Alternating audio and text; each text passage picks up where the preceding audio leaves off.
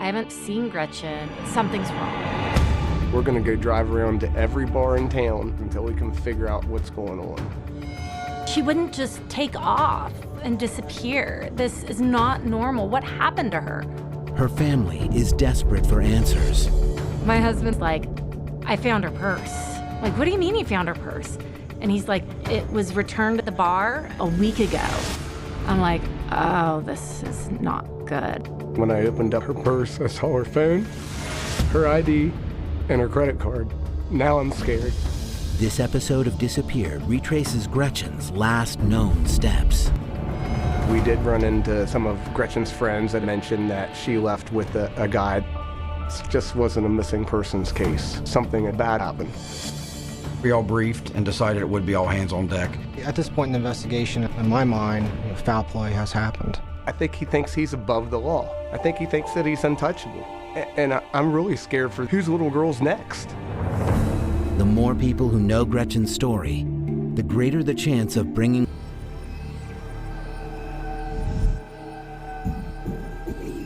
My name is David Fleming. Gretchen Fleming is my daughter.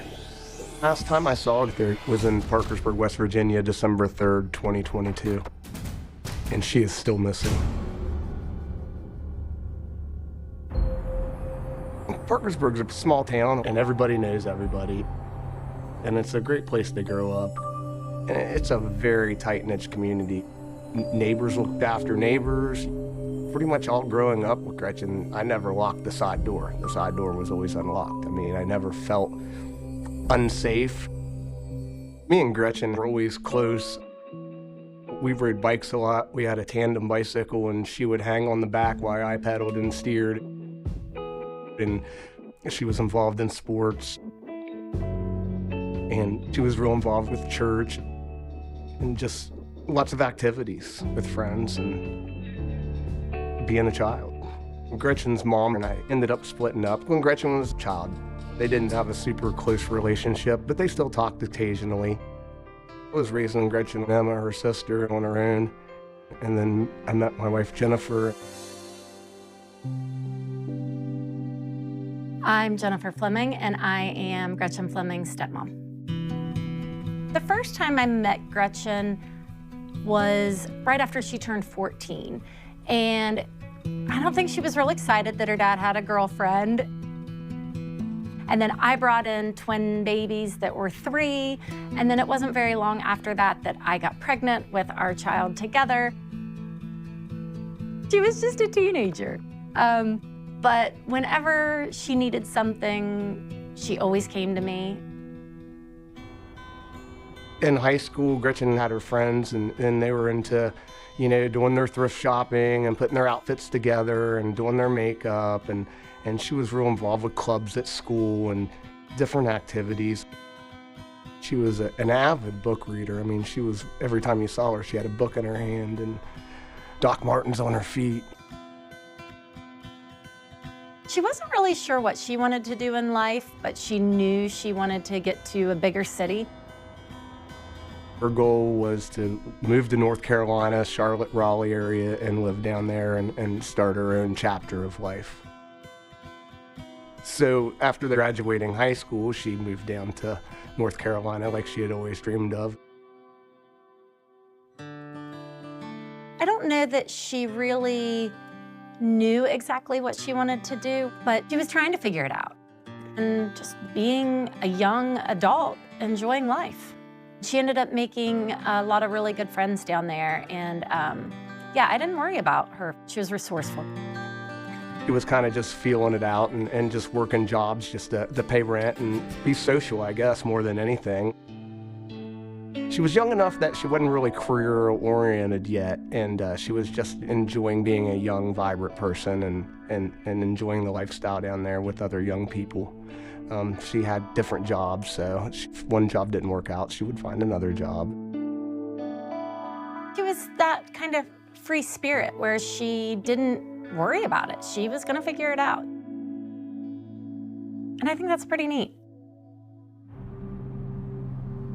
So Gretchen was down in North Carolina, and she met a boy, and They hit it off really well, and he lived in Charleston, so she moved back to Charleston with him, and he was working a job in Charleston with him.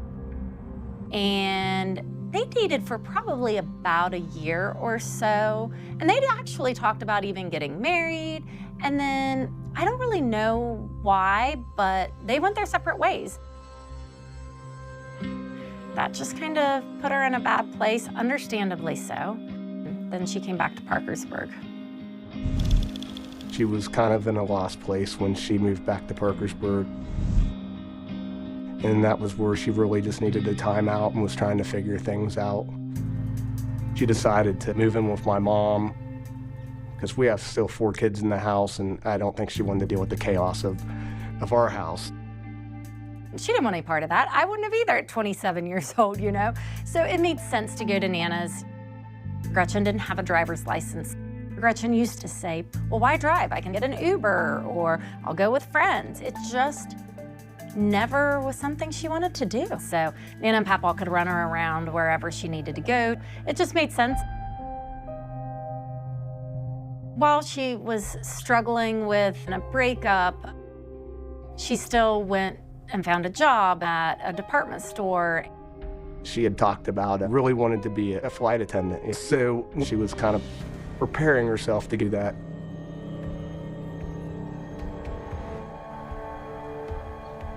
Since she was living with Nana and Papa, they're older and kind of set in their ways, and they had rules. And, you know, I think it was 10 o'clock was the time that if she wasn't home by, then the door was locked, and she knew that, so she would stay with friends. And it wasn't uncommon for her to stay with friends for a weekend, 3 or 4 days. They'd take her back and forth to work. You know, she had a bag like that she put her purse in and her clothes and her belongings, and she would just go couch surf or hang out with friends or whatever for a few days. So it wasn't uncommon for her to be with friends and gone for a few days at a time. So the last time I saw Gretchen was Thanksgiving evening. We always have all of our family get together, aunts, uncles, probably 50 people in too small of a house. I had just taken a new job as a middle school wrestling coach. I had just started that following week.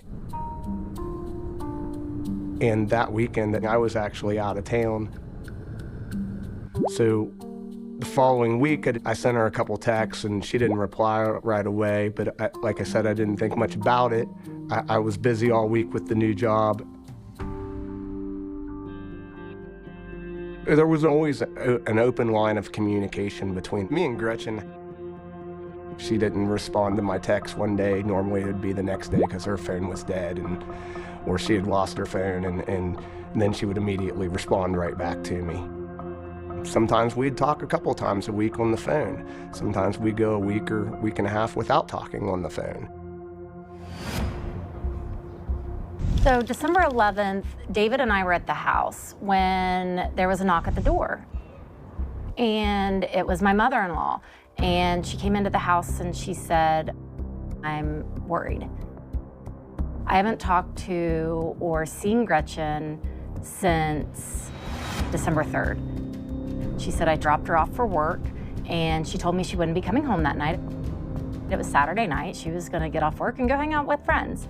And so she said, you know, a few days went by, and I didn't worry about it or think about it much because that's just common. You know, she goes and hangs out with friends. She said when it got to Thursday, she started getting a little bit concerned. By Friday, she hadn't heard from her. Saturday, she was really worried. So Sunday, she came to our house and she said, you know, something's wrong. David tried to call her, I tried to call her. It immediately went to voicemail, so we knew that her phone was dead. We tried texting, of course, nothing. And now that I can't see straight, I'm just a train wreck. And told Jen, I said, get in the car with me. I said, we're gonna go drive around to every bar in town, every establishment, hang out. I'm gonna show pictures until we can figure out what's going on. Well, one of the places that Gretchen liked to go was called the Front Row. when it's a little bar kind of restaurant establishment. Immediately, I go over to the front row and I ask the bartender and I show her a picture of Gretchen and I said, "Have you seen her here lately?" And she said, "Yes, she was here last weekend." She goes, "Matter of fact, one of her friends dropped her purse off here." And I go, "Can I have her purse?" So she handed me her purse. And when I opened up inside of her purse, I saw her phone, her ID, and her credit card. Now I'm scared.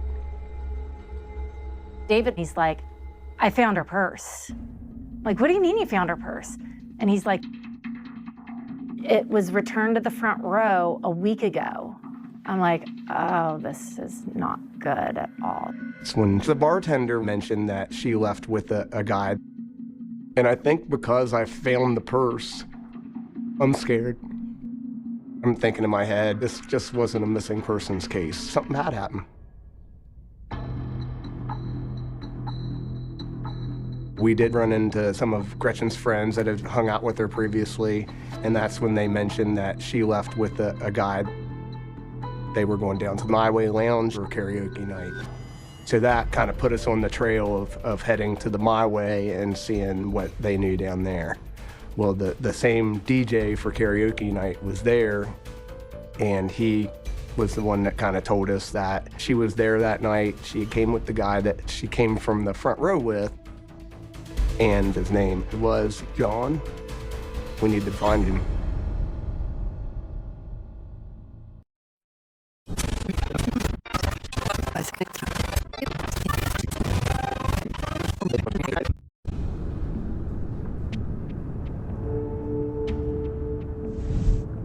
So we ended up at the front row, which is where the purse was found, and we ran into some friends, acquaintances of hers that said yes, they had seen her there. She had left and went to the My Way Lounge. They actually said her friend, John, drove her to the My Way, and I mean, we didn't know him or where he lived. Before Gretchen went missing, her mom passed. It was very suddenly, and she was the only person that would give consent for them to take her off life support, which is terrible for a young person to have to go through, to do that and watch your mother pass like that.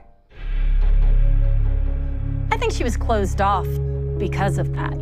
She didn't have the best relationship with her own mom. I think it was a little overwhelming for her. And after that, with her and her boyfriend breaking up, she was kind of in a lost place when she moved back to Parkersburg, and that was where she really just needed a time out. While a lot of bad things had happened, she hadn't lost hope. You know, she was struggling and trying to figure things out, but she was going out with friends and having fun. She was working jobs and, you know, kind of going out to the bars here in town. You know, a lot of young people gather there, so, you know, she didn't have a whole lot of friends still here because, you know, she's 28, a lot of her friends have moved off, so she was meeting new friends and just hanging out with those social circles. We started at the front row trying to get some answers to what happened, and that's when we found her purse.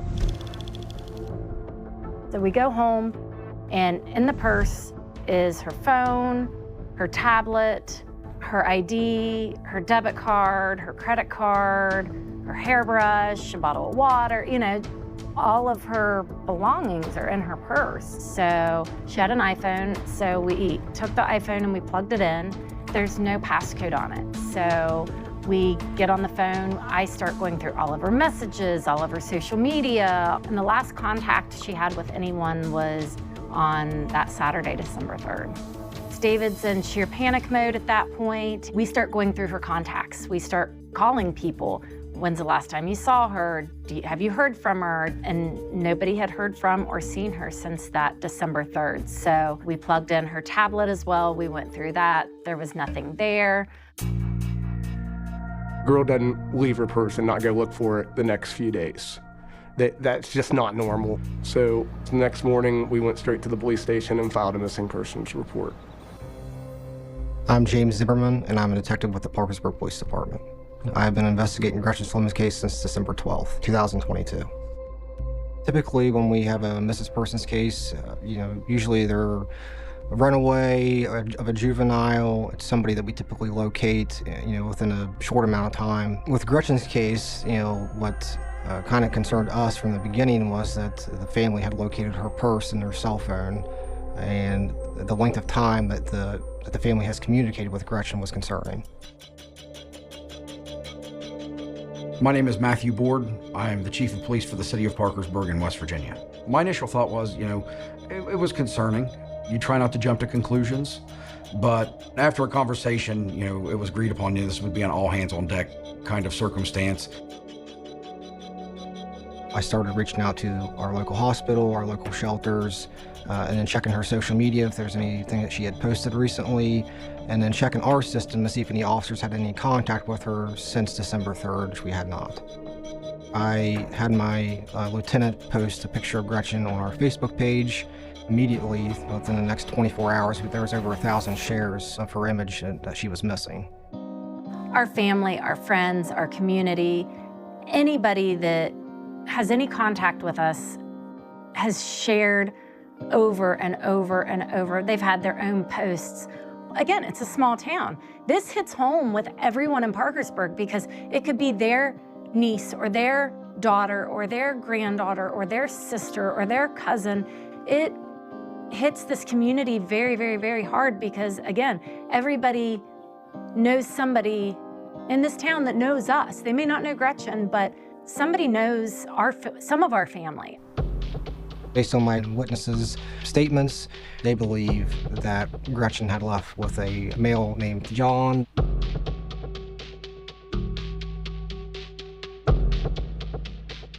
Through speaking with him, he told me that they started their night off at Front Row. From there, Gretchen had mentioned going to My Way Lounge for karaoke, so they stopped there that evening. He mentioned when they traveled from Front Row to My Way, she had left her purse and cell phone in his vehicle. She never brought it into the My Way Lounge. Later that night, he was looking for her, and he was concerned that he couldn't find Gretchen. He started canvassing the downtown area and was able to locate her. He returned back to My Way, seeing if she had came back while he was out looking for her. She had not. He then went home, and then later that day, he returned the purse to Front Row Bar, hoping that she would visit there.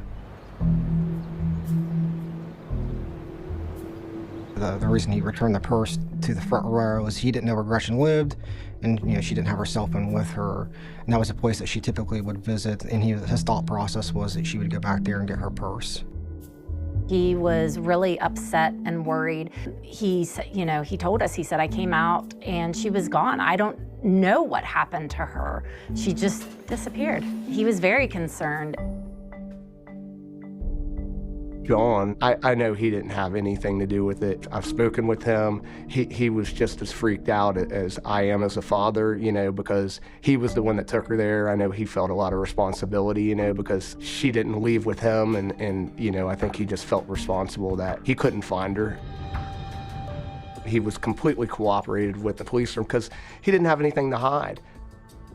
Every day is just, you never know what's going to be thrown at you. I mean, we're all walking on eggshells. We are all sick to our stomachs over this. And again, we have children. We have a 19-year-old, we have 17-year-old twins, we have a 12-year-old. They're upset. They're kids. It's horrible. The next morning, the My Way Lounge, the owners, they contacted me on Facebook and sent me a private message and said that they have them video surveillance if I would like to come and watch it. So, of course, I said yes. So I grabbed my wife and we go down there at lunchtime and we asked to see the video. And it shows Gretchen innocently just sitting at the end of the bar by herself. The friend that she had came with was like a couple seats down, and he was talking to a couple other people, and she was kind of just sitting there by herself. Well, then comes in the picture a man out of the gambling room. He stands beside her and ends up bringing her a drink. Then they end up talking, and they go back into the gambling room together, probably for about a half hour, 45 minutes. And then they come out of the gambling room, and the man ends up walking out the door, and she's walking right behind him. John ends up going to the bathroom, so when Gretchen comes out of the gambling room to leave, he was actually in the bathroom, so he didn't see her leave. So he comes out of the bathroom, and then the bar's getting ready to close down there. and he's looking for her and can't find her because he was going to give her a ride home. And then the footage actually shows Gretchen leaving with the man and his car driving away. At the bar, they tell us that she left with Preston Pierce, and we're like, who's that?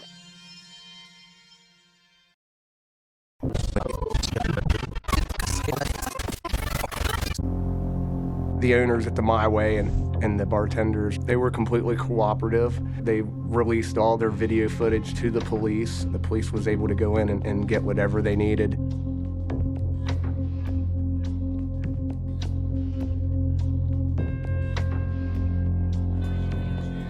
The bartenders mentioned that Gretchen was left with Preston Pierce. What I gathered from the bartender and the owners, Preston was not a regular customer there, but he had been there maybe a time or two before. I don't know what he said to her, how he got her in the gambling room. It's just kind of a social kind of thing. Maybe he said, hey, I've got 20 bucks. Do you want to go play the machines? I don't know. And how he got her to leave with him, I don't know. Maybe he said, hey, if you need a ride, I'll give you a ride. You know, it's late into the hours of December 3rd, December 4th morning. She knew she couldn't go to Nana's. You know, hey, I can give you a ride to a friend's house, or if you want to sleep on my couch, you can. You know, I don't know. I think she probably had a little bit too much to drink that night. Maybe he said, hey, I got another place up the road or something, or I don't know, but I don't think that, like, he was a friend of hers or anything. After speaking with some of the bartenders at my lounge, they were able to tell us that Gretchen left with another male subject named Preston Pierce.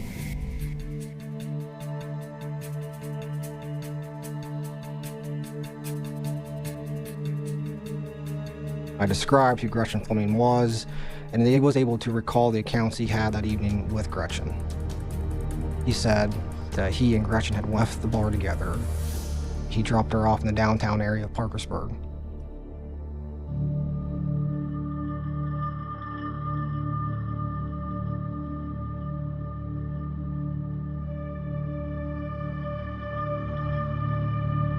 That's when we went back to the downtown area, started knocking on doors, canvassing the area with a team that we had put together, and trying to see if there's any witnesses or video footage that may have captured that. It's our job to determine what did happen, not what might have happened. So you're looking for Gretchen herself. You're looking for a piece of clothing that she may have had. Or maybe you encounter somebody that was walking down the street that you could interview in a field interview and garner information. So, no stone's been left unturned. On December 14th, we obtained video footage through multiple surveillance cameras and went back to the office to review that. And that's when we were able to reconstruct where Preston went in the early morning hours of December 4th.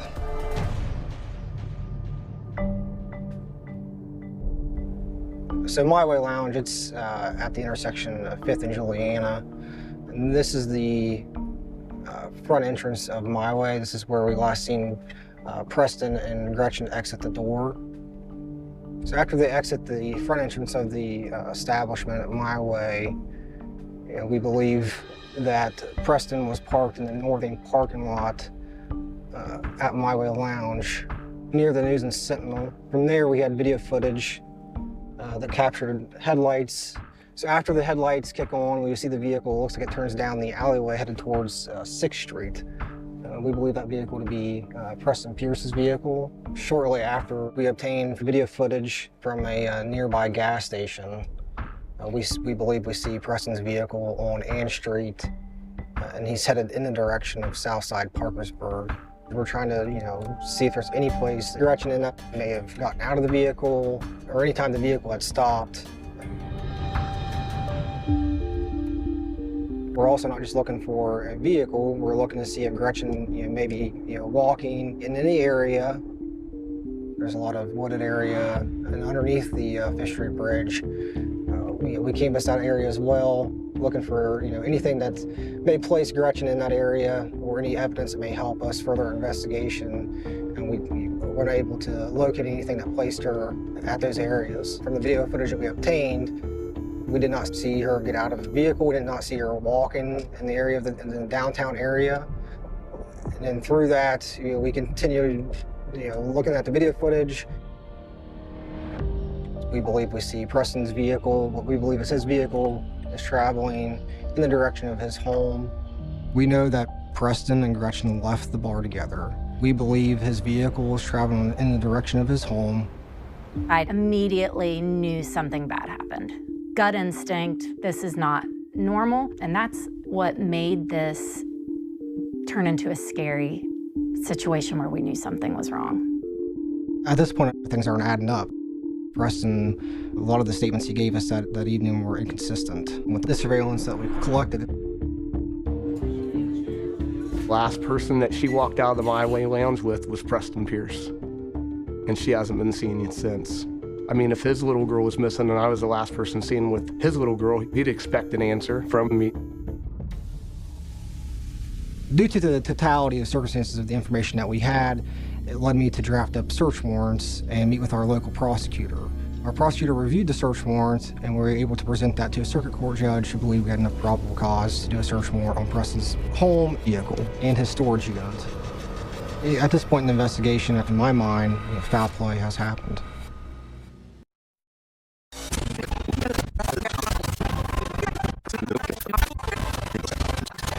Last seen December 3rd, 2022. If you have any information, please contact Detective Zimmerman at 304-424-1072.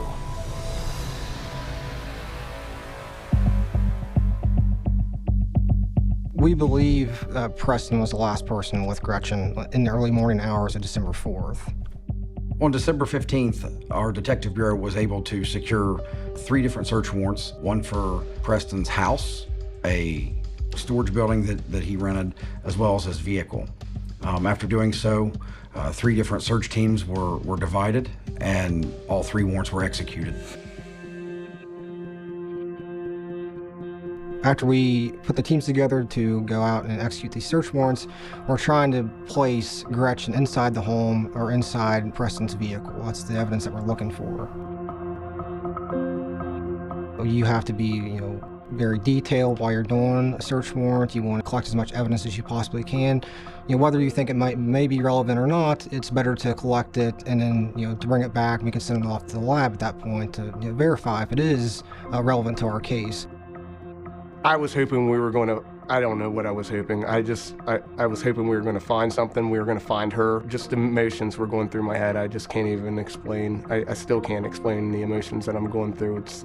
You just don't even know how to process this. It's just day by day. The processing is, I don't know. I don't even know. We want to know where she's at, but at the same time, you don't want to know. You know what I mean? You don't want to have to hear the details and know what happened. I mean, it makes me sick to my stomach thinking about having to identify a body or, it's scary. It's terrifying. So after our teams collect evidence from Preston's home, his vehicle, and the storage unit, they come back to the office. We start packaging up all the evidence that we do have, labeling everything that we have and documenting everything, and then sending out what items that we want to send to the state police lab. But the search did not find any body. At this point, we have to be careful. We still don't know what happened to Gretchen. As soon as I found out that they had conducted the search warrants, I thought, all right, I'm going to get to the bottom of this. So when I first heard the name Preston Pierce, it is not a name that I'd ever heard before. I immediately went into detective mode, as I do. I got on social media and I found that he's a food delivery guy. Once his name was out on social media, I never saw anything positive. Some women were complaining that he really creeped them out and was almost stalking them at some points because they would call, he would have their phone number when he would use the delivery, and then he would start texting those women, making inappropriate advances towards them and just nasty things, He knows where people live because he's delivering food to their houses. He's got their names, he's got their phone numbers. He's contacting them after he delivers food to them. You're beautiful.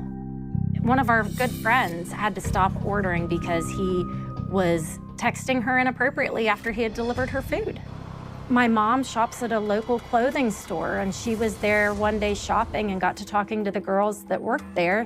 They had to stop getting food delivery because Preston would come into the store and talk inappropriately to them. Then he would start text messaging them inappropriate things.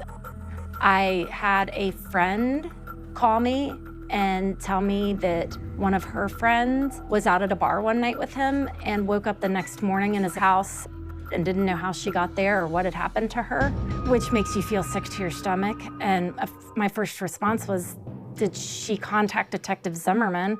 And she eventually did. I don't think that this is the type of person that you want to be the last person seen with your daughter. He's had multiple complaints against him for stalking women. He's had complaints for pursuing underage minors. After we executed the search warrant at Preston's home, our local news station here put an image of Preston's house on their news site. Through those following days, I received tips from various people that were compelled to tell me about their past incidents with Preston Pierce. But at this point, we have to be careful what information we do release to the media. In my opinion, I think he thinks he's above the law. I think he thinks that he's untouchable. And I'm really scared for the community of whose little girl's next.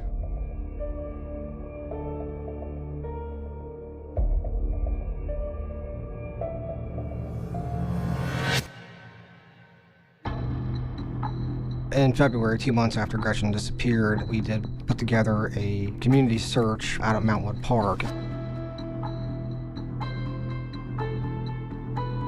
That is in close proximity to Preston's home. There's a lot of acreage, so we had over 500 people show up, and through that, we were able to cover a lot of ground out at Mountwood Park. Community members praying for answers today. Hundreds driving to Mountwood Park, about 30 minutes east of Parkersburg, to participate in the search party.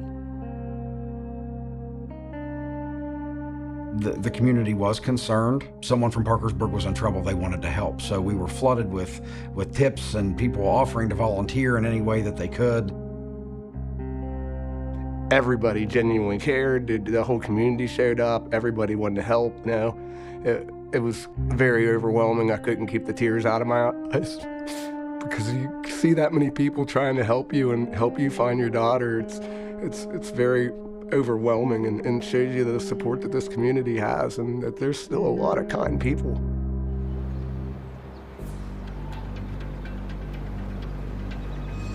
Through the community search, there was various items that were collected. Unfortunately, none of which we believe had anything to do with Preston Pierce or Gretchen Fleming. So anytime I saw a report of an unidentified body being located anywhere, I would contact that agency and see what information they had. We had no evidence to say that she had passed away, but we just wanted to cover our bases, and that's why we were reaching out to agencies throughout the state. One morning, some reporter from a news station reports the body of the missing woman had been found. Got, 4 kids in the house. They're reading this on social media. Emma, Gretchen's sister, comes running upstairs because she's home for school at the time for her Christmas break, and she's like, I heard they found Gretchen. And I'm trying to get in touch with the detective. I'm wondering why he didn't call me and tell me what's going on. I'm going beside myself. It makes me feel sick to my stomach.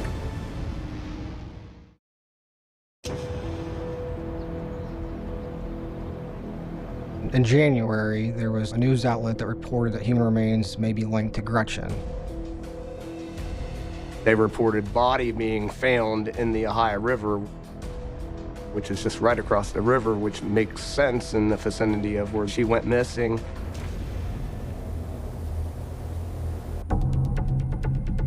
Detective Zimmerman, he didn't know what happened either. He was just as ambushed as we were reading it. So he was already en route to try and figure out why he hadn't been notified by local authorities. Through the various law enforcement agencies I did contact, the description it didn't match Gretchen's. We had to reach out to the family and tell them this was not accurate. I was furious. I sent the reporter a real nasty email, like, you know, do a little bit of due diligence before you try and get a story, because we have other children. We have aging parents that are the grandparents.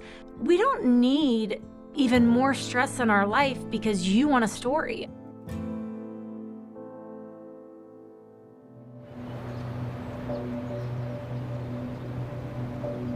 After we did the Mountwood search, although it didn't pan out, our team, we still didn't give up. We're still out doing searches in various areas, and we're still analyzing any of the digital evidence that we do have and seeing if there's any connections that we can make with locations. So in January, the police had a tip that possibly she could have been put down a well. So Detective Zimmerman took a crew and they went and had a drilling company come in and they drained the well looking for her.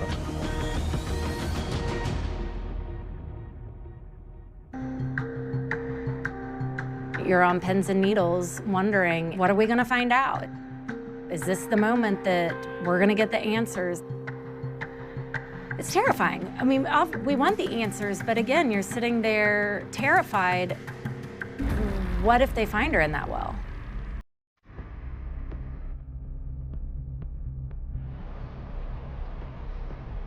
So this is the well that we did a search at in Ravenswood.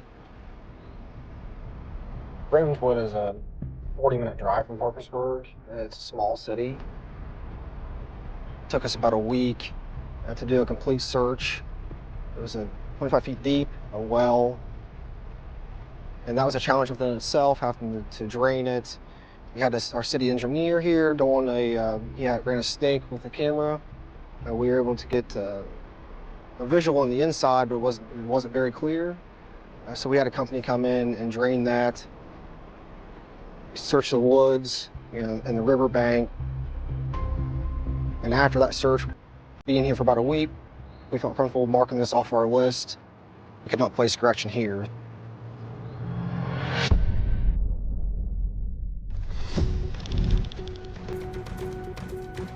We're almost 6 months and no arrest has been made, but it's still a very active investigation. They're gonna get to the bottom of this. It takes time, and as hard as it is to be patient, we have to let law enforcement do what they do. The police haven't slowed down at all. They're moving faster and faster as more information comes in. They're building their timelines. They haven't slowed down or stopped on this at all. In fact, I think the momentum's picking up at this point. Although we haven't been able to release a lot of detailed information in regards to this case, it still is very active. We want the public to know that we are still currently working on this case. I believe that Preston's the last one that was with her. I don't have any doubt that he is the person that has done something to her. I believe that he is a predator. I believe that he preys on young women, young, pretty women. And Gretchen was a beautiful, kind, young lady that was too trusting, and I believe that he took advantage of that.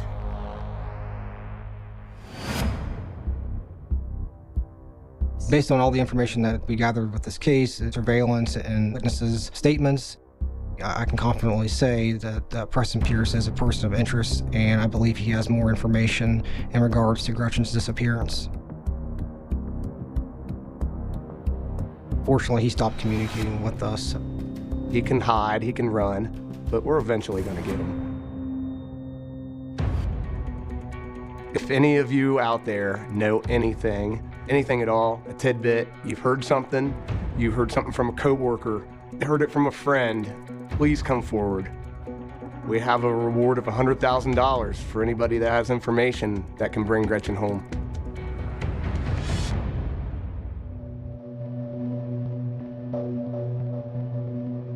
I ask you to look within yourself. There's a family that needs questions answered, that are struggling with this every day.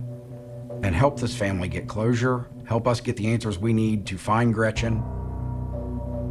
If I could see Gretchen again, the first thing I'd do is give her a big hug and tell her how much I love her and how much. On the morning of September 21, 2001, London looked exactly the way millions of people imagined it always would. The River Thames moved with slow confidence beneath its famous bridges, carrying the reflections of office buildings, tourist boats, and centuries of history across its restless surface. Commuters hurried along the embankment with paper cups warming their hands. Cyclists slipped through narrow gaps in traffic. The city, still trying to find its rhythm after the shockwaves that had spread across the world only 10 days earlier, pushed forward because cities like London always did. It had seen plague, fire, war, and terror. It knew how to keep moving. The river moved too. For generations, the Thames had carried more than water. It carried forgotten things. Rusted bicycles disappeared beneath its tide. Broken bottles settled into its muddy bed. Lost wallets, abandoned clothing, scraps of someone's ordinary life, all of them eventually became part of the river's endless collection. Every now and then it offered something back, washing forgotten objects onto its banks as though reminding London that nothing truly vanished forever. But that September morning, the river returned something no one could have imagined. At first, it did not even look like a body. Floating between patches of dark water was a small shape, turning gently with the current. It drifted without urgency, rising and falling with each ripple as if the Thames itself refused to acknowledge what it carried. From a distance, it could have been discarded rubbish wrapped in fabric. A bundle caught in the tide. Something unfortunate, but ordinary enough for a city that never truly stopped throwing pieces of itself into the river. Then someone looked closer. There are moments that divide a person's life into two parts, the life before seeing something, and the life after. The individual who noticed that floating object likely began the day expecting nothing more remarkable than another walk through London. Instead, within seconds, the ordinary dissolved into something impossible to erase. The shape was far too small. Far too human. Emergency services arrived expecting uncertainty. They left carrying certainty far more disturbing than anyone had prepared for. The remains belonged to a child. Not a teenager. Not an adult. A little boy. Someone had taken extraordinary measures to erase his identity before abandoning him to the river. His head was gone. His arms were missing. His legs had been removed with precision. Only his torso remained, dressed in a pair of bright orange shorts that stood in haunting contrast to everything else investigators would discover that day. For experienced detectives, crime scenes often begin with questions. Who? When? How? Why? This one began with something even more unsettling. Who was missing a child that nobody seemed to be searching for? Because almost immediately, another mystery emerged. No desperate parents came forward. No school reported an absent student whose description matched the remains. No neighbor recognized the clothing. No missing person report unlocked the investigation. It was as though the little boy had appeared from nowhere, existed for only a brief moment inside London's borders, and then disappeared forever into silence. His killer, or killers, had not only stolen his life. They had stolen his name. Across the following hours, police officers established cordons while forensic specialists documented every inch of the recovery site. The Thames continued flowing as sightseeing boats passed in the distance, carrying visitors who had no idea that only a short distance away, one of Britain's most disturbing murder investigations had quietly begun. There was no dramatic chase. No eyewitness pointing toward a fleeing suspect. No murder weapon waiting conveniently nearby. Only questions. Questions that would consume detectives for years. Questions that would stretch across continents. Questions that, even decades later, still refused to surrender complete answers. The first examination of the remains revealed something deeply troubling. This had not been a hurried attempt to dispose of a body. Whoever had done this had worked carefully. The cuts were deliberate, controlled, clinical enough to convince investigators that the dismemberment was intentional rather than frenzied. Every missing part of the child's body represented more than physical evidence. Each missing piece carried away fingerprints, facial identity, dental records, scars, birthmarks, anything that could allow someone to say, "I know this little boy." Someone had not merely hidden a victim. Someone had tried to erase a human being. Yet despite those efforts, the body still told a story. The child was young, estimated to be somewhere between 4 and 7 years old. Small enough that even seasoned officers reportedly found themselves struggling to separate professional procedure from personal emotion. Detectives are trained to examine evidence, not to imagine birthdays that will never be celebrated or families left without answers. But some cases refuse to stay inside official paperwork. Some victims force themselves into every quiet thought. This was one of those cases. Before long, investigators realized another uncomfortable truth. Nothing about the case seemed random. Bodies abandoned in rivers often tell stories of panic. Evidence is hastily concealed. Decisions are made under pressure. Mistakes happen. This felt different. It suggested planning, preparation, purpose. And purpose is often more frightening than impulse. Because purpose implies that someone believed every step mattered. The location mattered. The condition of the body mattered. Even what had been left behind, and what had not, mattered. London's Metropolitan Police suddenly found themselves standing at the entrance to an investigation unlike almost anything they had encountered before. At first, detectives naturally searched for explanations close to home. Perhaps the child had lived somewhere in London. Perhaps neighbors would remember seeing him. Perhaps immigration records, schools, hospitals, or social services would eventually reveal a forgotten thread leading back to his identity. Instead, every path dissolved into uncertainty. Days became weeks. Weeks became months. The child remained nameless. In police files, every unidentified victim requires some form of reference.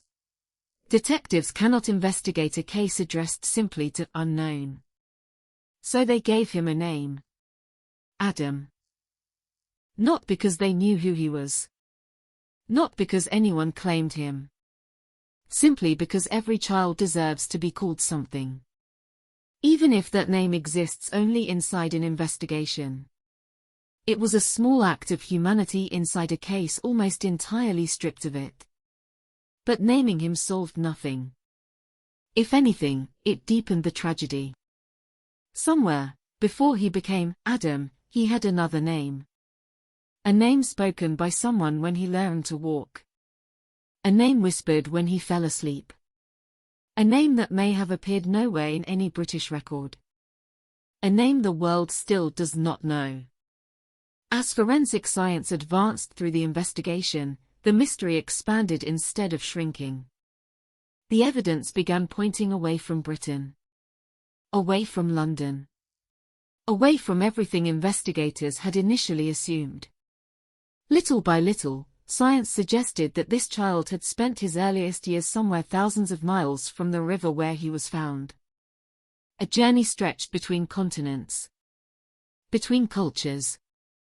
Between lives. Somehow, somewhere along that invisible path, the little boy had crossed into a nightmare from which he would never return. The discovery transformed what first appeared to be a local homicide into something much larger. Potentially international. Potentially involving organized criminal networks. Potentially involving beliefs and practices that investigators barely understood. Every new answer opened 3 more questions. And every question carried investigators farther from the banks of the Thames. The case soon attracted specialists from disciplines rarely gathered under one investigation. Forensic anthropologists, pathologists, experts in isotope analysis, detectives specializing in international crime, cultural advisors, intelligence officers. Every new report seemed to hint that the truth existed just beyond reach, like a silhouette disappearing into heavy fog before anyone could identify its face. Yet amid the complexity, one simple fact remained impossible to ignore. A little boy had died alone. He had arrived in one of the world's largest cities without leaving behind a clear trail of where he had lived, who had loved him, or who had wanted him dead. Even now, more than 2 decades later, his story begins in exactly the same place. A quiet September morning. A river that never stopped flowing. And a child the world came to know only by a name that was never truly his. The investigation gathered momentum almost immediately, but momentum and progress are not always the same thing. Within hours of the recovery, officers from the Metropolitan Police began assembling the first pieces of what they hoped would become a timeline.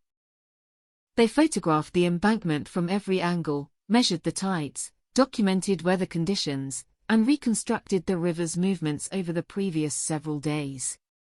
Every current, every lock, every stretch of water upstream became part of a silent calculation. If the Thames had carried the child's body, then perhaps the river itself had unknowingly preserved the first clue.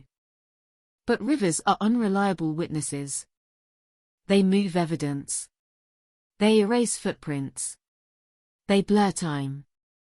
A body entering the water at one location can surface miles away, carried by tides that reverse direction twice each day. Investigators knew better than to assume that the place where the child was discovered had anything to do with where he had died. The Thames had not revealed a crime scene. It had only revealed the existence of a crime. That distinction changed everything. Somewhere beyond the riverbanks, perhaps in an ordinary house, perhaps in a vacant building, perhaps somewhere no detective would ever identify, a little boy had taken his final breath. Somewhere, a room had been cleaned. A floor had been washed. Doors had been closed. Lights had been switched off. Whoever was responsible had walked away believing they had left almost nothing behind. Almost. Experienced investigators often describe homicide investigations as conversations between the living and the dead. The victim cannot speak with words, yet every injury, every fiber, every microscopic fragment left behind becomes part of a language that forensic science slowly learns to translate. Adam's body spoke softly. But it spoke. The first examinations confirmed that the dismemberment had been carried out with remarkable precision. There was little indication of the uncontrolled violence often associated with panic or rage. Instead, the cuts appeared deliberate, suggesting that whoever had removed the missing parts had done so methodically. Detectives resisted jumping to conclusions. Precision alone did not identify a profession, a motive, or even the number of people involved. It simply suggested planning. Planning meant time. Time suggested confidence. Confidence implied experience, or at least the belief that the body would never tell enough of its story to identify the people responsible. For a brief moment, investigators considered the possibility that identification might come quickly despite the body's condition. Missing children are rarely invisible. Families search relentlessly. Schools ask questions. Friends notice absences. Hospitals, border agencies, and social workers leave paper trails. Modern cities are built upon records, and records often become the lifeline that solves unidentified deaths. Days passed. No report matched. Another day. Nothing. By the end of the first week, the silence surrounding the child had become almost as disturbing as the murder itself. Some detectives later reflected that this silence felt unnatural. Not impossible, but deeply unsettling. Children do not simply disappear from ordinary lives without someone sounding an alarm. If no one had reported him missing, investigators were forced to consider explanations that became darker with every passing day. Perhaps those who should have protected him could not contact the authorities. Perhaps they were in another country. Perhaps they feared deportation. Perhaps they had become victims themselves. Or perhaps the people who knew exactly what had happened had never intended for anyone to search for him at all. The possibilities multiplied faster than evidence could eliminate them. News of the discovery spread through Britain with startling speed. Newspapers struggled to describe the case without overwhelming readers. Television reports spoke carefully, revealing only confirmed facts while speculation quietly grew around them. Viewers looked at the orange shorts shown in reconstructed illustrations and wondered whether someone, somewhere, might recognize them. No one did. The image of those shorts became strangely symbolic. They were among the very few personal details the investigation possessed, ordinary clothing transformed into one of the country's most recognizable pieces of forensic evidence. Detectives hoped they might trigger a memory, a shopkeeper recalling a purchase, a neighbor remembering a child, a teacher recognizing familiar clothing. Instead, they became another unanswered question. Behind closed doors, investigators began confronting a difficult reality. This case could not rely on conventional detective work alone. There were no neighbors to interview who had heard an argument through thin apartment walls. No known family members whose movements could be traced. No financial records to examine. No mobile phone data pointing toward a final meeting. The victim had arrived at the investigation already stripped of almost everything that usually helps solve a homicide. His identity. His history. His voice. And yet, science continued patiently extracting fragments from what remained. Every sample collected from the body was treated as irreplaceable. Advances in forensic analysis had already transformed criminal investigations during the previous decade, and detectives placed enormous hope in technologies capable of revealing details invisible to the naked eye. Hair, tissue, bone, and stomach contents were all examined with extraordinary care. Laboratories became as important as interview rooms. What emerged was not a clear picture. It was a silhouette. The kind of outline that tells you someone is standing there without allowing you to recognize their face. As specialists continued their work, another uncomfortable observation surfaced. The child appeared physically healthy for his age. There were no obvious signs of prolonged neglect or chronic illness.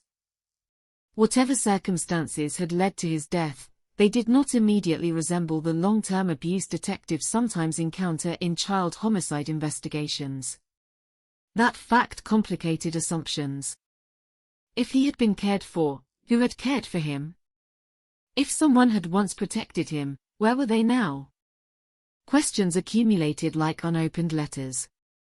Each one demanded an answer from people who had vanished long before police even knew the child existed.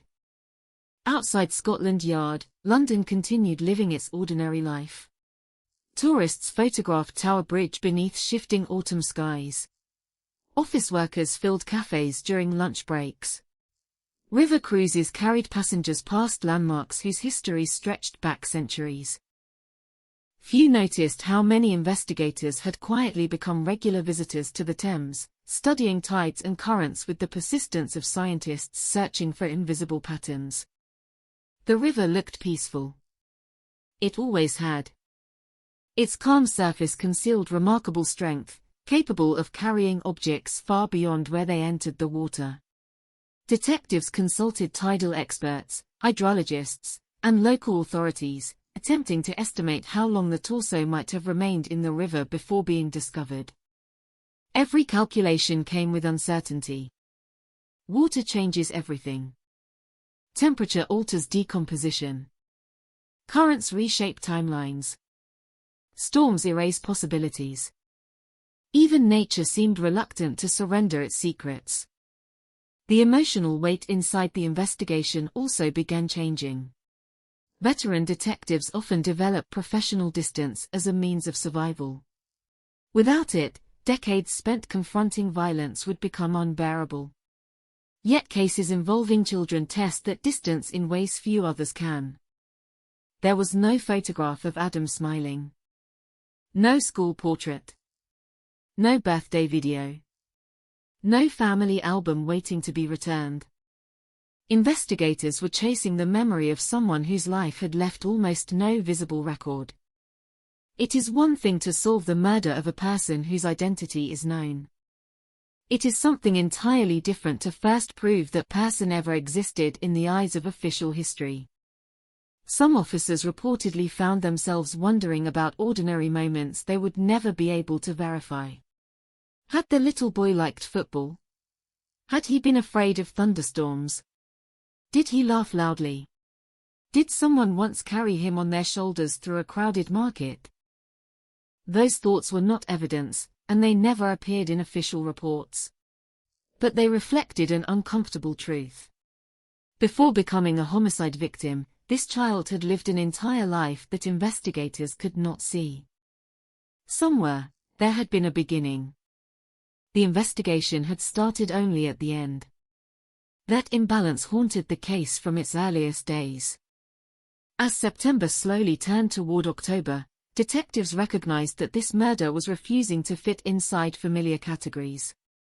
Every conventional route seemed to dissolve before reaching a destination. Rather than narrowing, the map kept expanding, stretching beyond London, beyond England, and perhaps beyond Europe itself. No one inside the investigation could yet imagine just how far that map would eventually reach, or how a nameless child recovered from the Thames would lead detectives into one of the most complex and internationally connected murder inquiries in modern British history. The river had given them a victim. Finding the truth would require searching far beyond its shores. The first weeks of an investigation are often defined by urgency. Detectives work around the clock because time is both an ally and an enemy. Witnesses forget. Surveillance recordings are erased. Physical evidence deteriorates. Every passing hour threatens to carry the truth a little farther away. But in Adam's case, time seemed to have been stolen long before the investigation even began. No one knew the exact day he had died. No one knew where he had spent his final night. No one knew how long his body had remained hidden before entering the river. The timeline itself had become another victim. Inside forensic laboratories, specialists continued examining every available detail with extraordinary patience. The torso was carefully documented, measured, photographed, and analyzed from every possible angle. Nothing was dismissed as insignificant. Modern forensic science is built on a simple belief: the smallest fragment can sometimes become the loudest witness. A single fiber. A grain of soil. A microscopic trace beneath a fingernail. Entire murder cases have turned on evidence invisible to the naked eye. Investigators hoped Adam's case would be no different. Then came one of the earliest discoveries that shifted the emotional gravity of the investigation. The stomach contents. What should have been an ordinary forensic examination became something far more unusual. Specialists identified a mixture that did not resemble a normal meal. Tiny bone fragments. Clay-like material. Metallic particles consistent with minute traces of gold. Plant material unlike anything investigators expected to find in the digestive system of a child living an ordinary life in Britain. The findings did not answer a single question. Instead, they introduced entirely new ones. Why had he consumed such a mixture? Was it voluntary? Was he forced? Was it connected to the circumstances surrounding his death, or merely an unrelated cultural practice? At that stage, responsible investigators refused to leap toward sensational conclusions. Forensic evidence can point in multiple directions, and premature assumptions have derailed countless criminal investigations. Every possibility had to remain exactly that, a possibility. Still, there was no denying that the case had begun drifting into unfamiliar territory. Conversations that once centered on missing person databases now expanded to include anthropologists, toxicologists, and experts capable of interpreting cultural practices unfamiliar to most British detectives. The investigation was slowly becoming something larger than a conventional homicide inquiry. It was becoming an international puzzle. As laboratories continued their work, another remarkable scientific technique entered the investigation: isotope analysis. Unlike fingerprints or DNA, isotope testing tells a different kind of story. It cannot identify a person's name, but it can reveal clues about where they spent portions of their life. Water, food, and local geology leave subtle chemical signatures within growing bones and teeth, preserving traces of geography long after memories have faded. The science was painstaking. Its conclusions required caution. But when the results finally arrived, they surprised almost everyone. The child had almost certainly not spent his early years growing up in Britain. The chemical signatures pointed instead toward West Africa, with regions including Nigeria, Benin, and neighboring areas considered among the most likely places of origin. Suddenly, the Thames no longer felt like the beginning of the story. It felt like the final chapter of a journey spanning thousands of miles. For detectives, the implications were staggering. If the child had recently arrived in the United Kingdom, conventional British records might never identify him. His school might not have been in London. His birth certificate might exist in another country. The people who knew his real name might never have spoken to British authorities. The investigation was no longer searching for a missing child within one nation. It was searching across borders, across languages, across legal systems, across continents. That realization changed the scale of everything. International law enforcement agencies were contacted. Information began flowing between governments, forensic laboratories, and intelligence units. Missing child records from multiple countries were examined. DNA comparisons expanded far beyond the United Kingdom. Investigators hoped that somewhere, perhaps in a village, a city, or a refugee community, someone had been waiting years for news of a little boy who had simply vanished. The match never came. Database after database returned the same devastating answer: unknown. It is difficult to describe the emotional weight carried by a child with no identifiable past. Most homicide victims leave behind people who mourn them publicly. Their names appear in newspapers. Their photographs circulate on television. Friends tell stories about who they were before violence interrupted their lives. Adam had none of that. The public learned his temporary name before anyone knew his real one. His investigation became famous before his identity did. His murder entered history while his childhood remained almost completely invisible. That contradiction unsettled not only detectives but ordinary people following the case. Newspapers received letters from readers expressing the same heartbreaking thought. Somewhere in the world, someone must know who this little boy was. Someone had once held his hand. Someone had heard him laugh. Someone had watched him sleep. Yet whoever that person was, they remained separated from the investigation by an invisible distance that no search warrant could bridge. As months passed, detectives began assembling what could only be described as fragments of a life. Not enough to tell a complete story, but enough to remind themselves that the victim had existed beyond the crime itself. He had been approximately 4 to 7 years old. He had likely spent much of his early childhood in West Africa. He had arrived in Britain at some point before his death. He had been wearing orange shorts.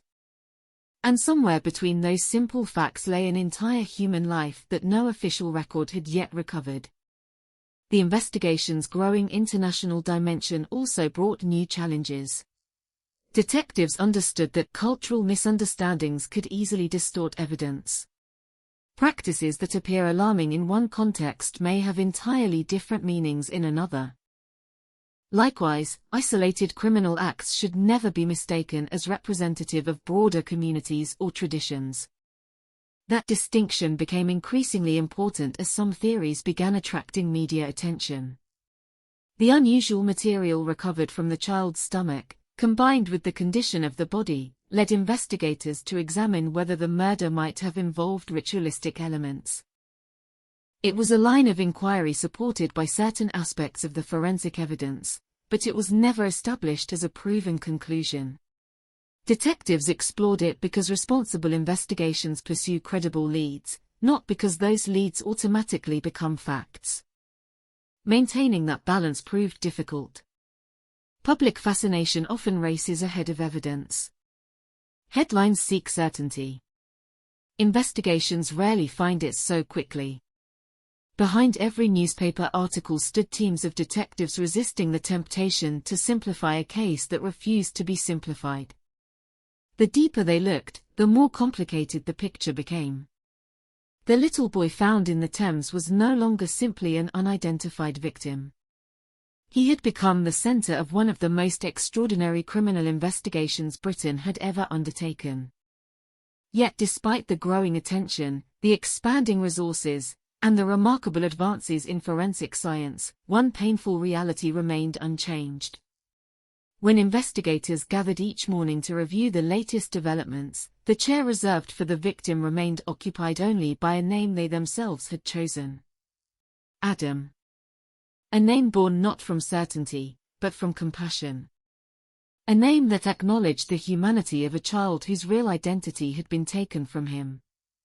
And as the investigation entered its next phase, detectives would discover that uncovering how he died might prove difficult. Uncovering who he truly was would prove even harder. By the autumn of 2001, London was carrying more weight than anyone could measure. The city still woke before sunrise. The underground trains still roared beneath the streets. Black cabs still threaded their way through traffic with practiced confidence, and tourists still gathered outside Buckingham Palace, cameras hanging from their necks as if history itself had paused long enough for a photograph. On the surface, life had resumed its familiar rhythm. Yet beneath that rhythm was something quieter. Something unsettled. Only 10 days before the discovery of the little boy in the Thames, the attacks of September 11 had shaken the world. Every major city seemed to breathe differently afterward. Airports had become fortresses. Police patrols appeared more visible. Conversations in cafes drifted toward fear, uncertainty, and questions no one could answer. London, a city that had spent centuries surviving wars, bombings, and political violence, understood resilience better than most places on Earth. But resilience never meant immunity. The atmosphere was heavier. People noticed unattended bags. Parents held their children's hands a little tighter crossing crowded streets. News broadcasts no longer felt like distant stories happening somewhere else. Every headline carried the uncomfortable reminder that unimaginable things could happen on ordinary mornings. Against that backdrop, another tragedy quietly entered public consciousness. Not an explosion. Not a terrorist attack. Not an event witnessed by thousands. Just one child. Unknown. Unclaimed. Found floating in the Thames. Unlike many famous murder cases that begin with screams, emergency calls, or frantic searches, this story entered London almost silently. There was no neighborhood gathering around police tape asking what had happened. No family standing behind television cameras begging for information. No childhood photograph filling newspaper front pages with a smiling face and hopeful eyes. There was only absence. An absence so complete that it seemed almost impossible. London is a city of nearly endless movement. More than 7 million people lived there in 2001, speaking hundreds of languages and representing communities from nearly every corner of the world. Entire neighborhoods carried the sounds, foods, traditions, and histories of distant countries. A person could walk for 20 minutes and pass churches, mosques, temples, synagogues, and markets selling ingredients from continents thousands of miles apart. It was one of the world's great crossroads. People arrived every day. People left every day.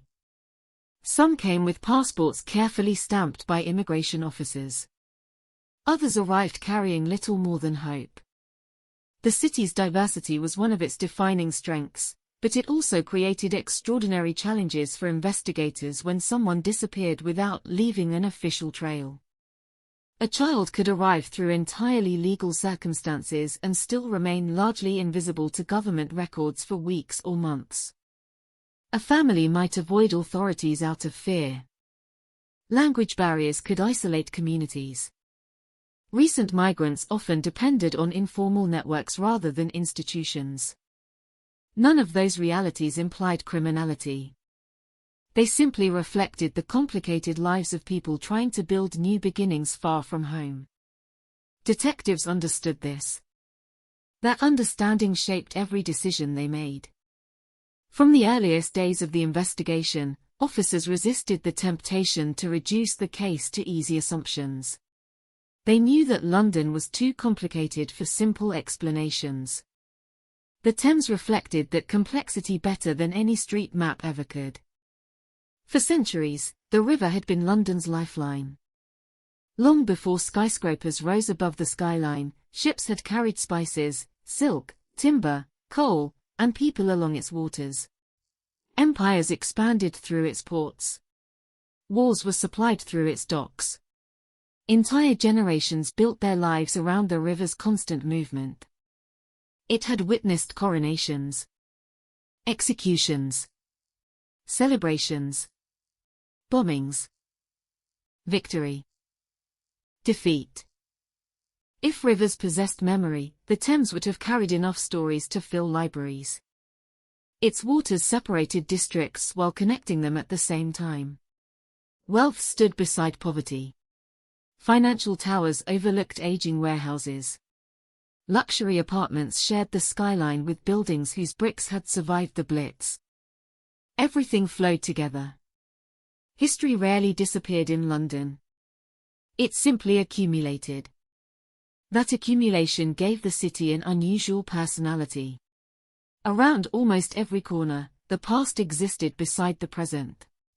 A medieval church might stand in the shadow of a glass office tower. Roman foundations rested beneath modern streets crowded with buses and bicycles.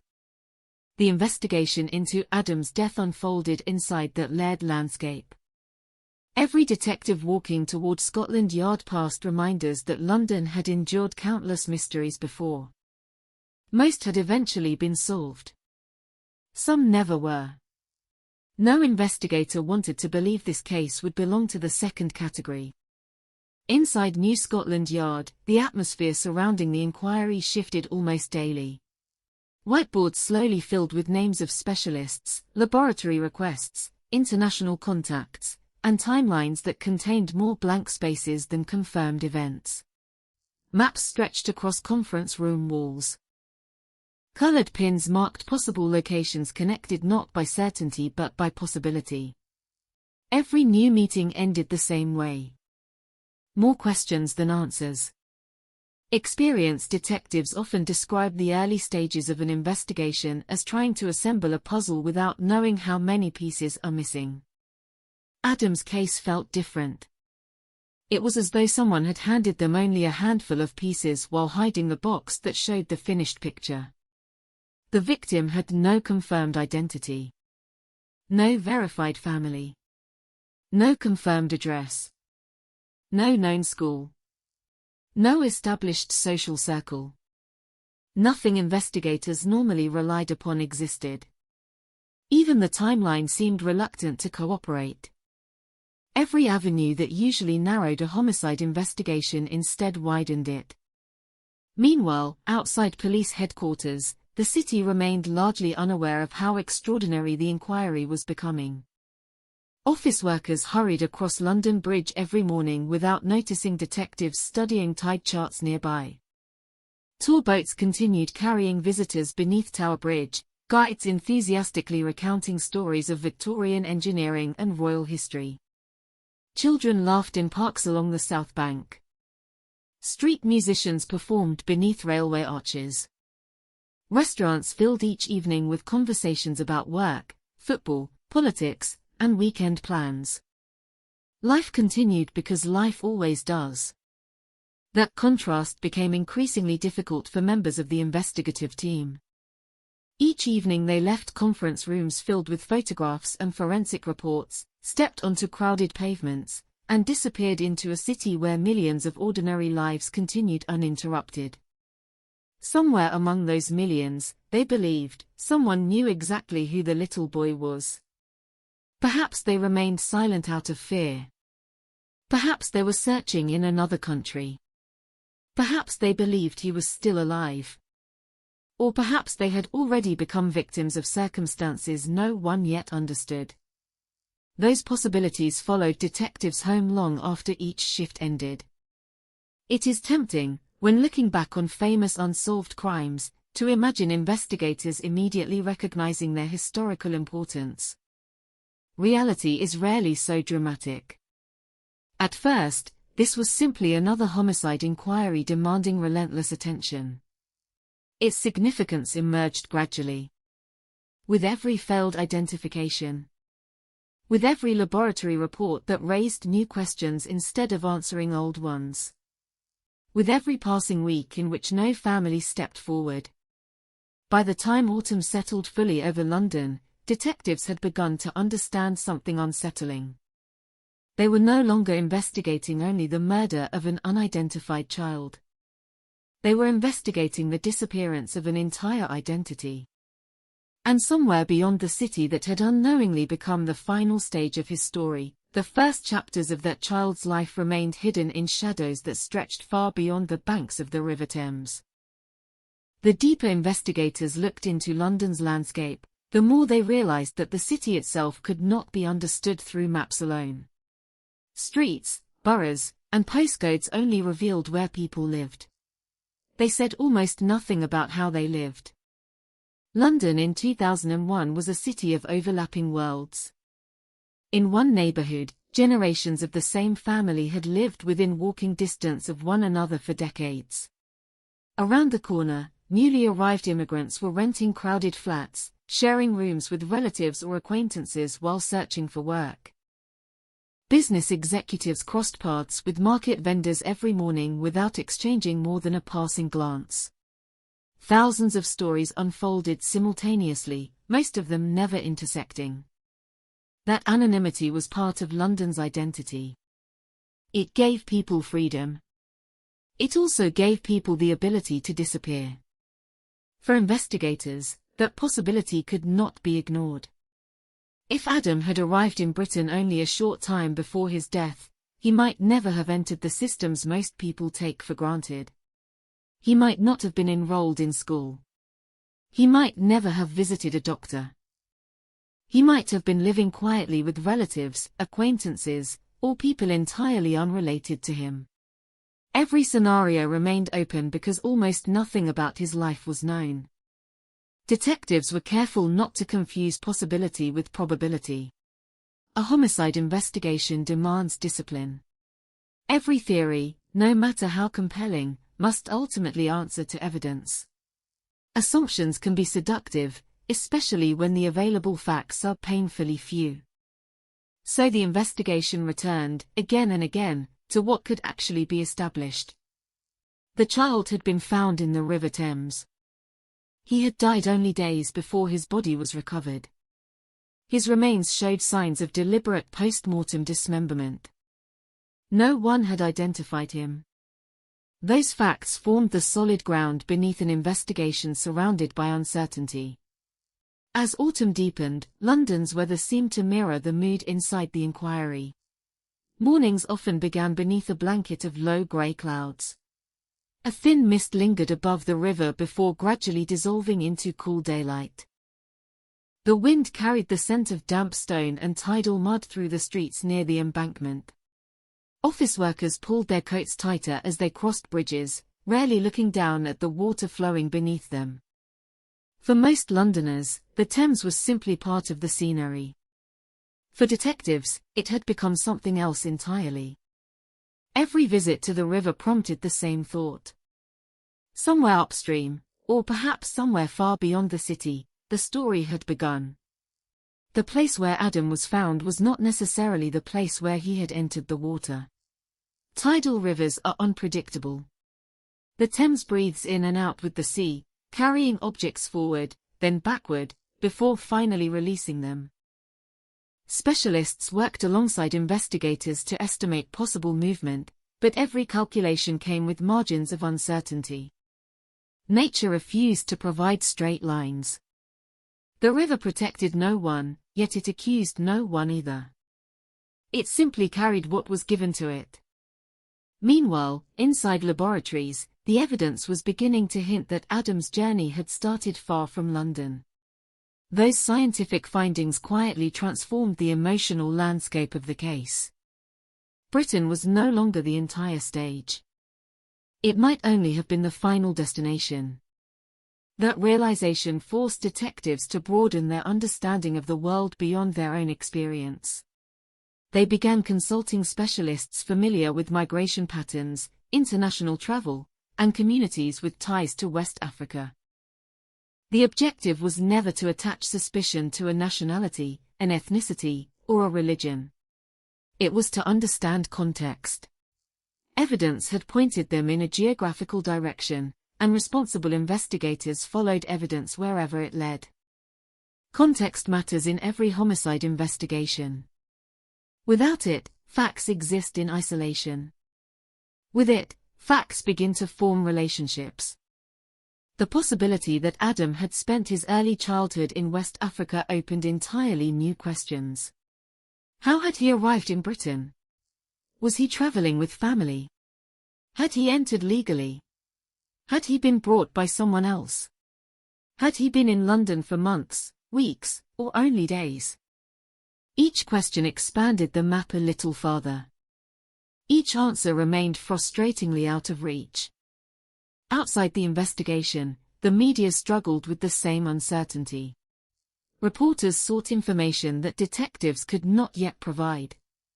Headlines spoke of an unidentified child found in the Thames, but beyond the confirmed forensic details, almost everything else remained speculation.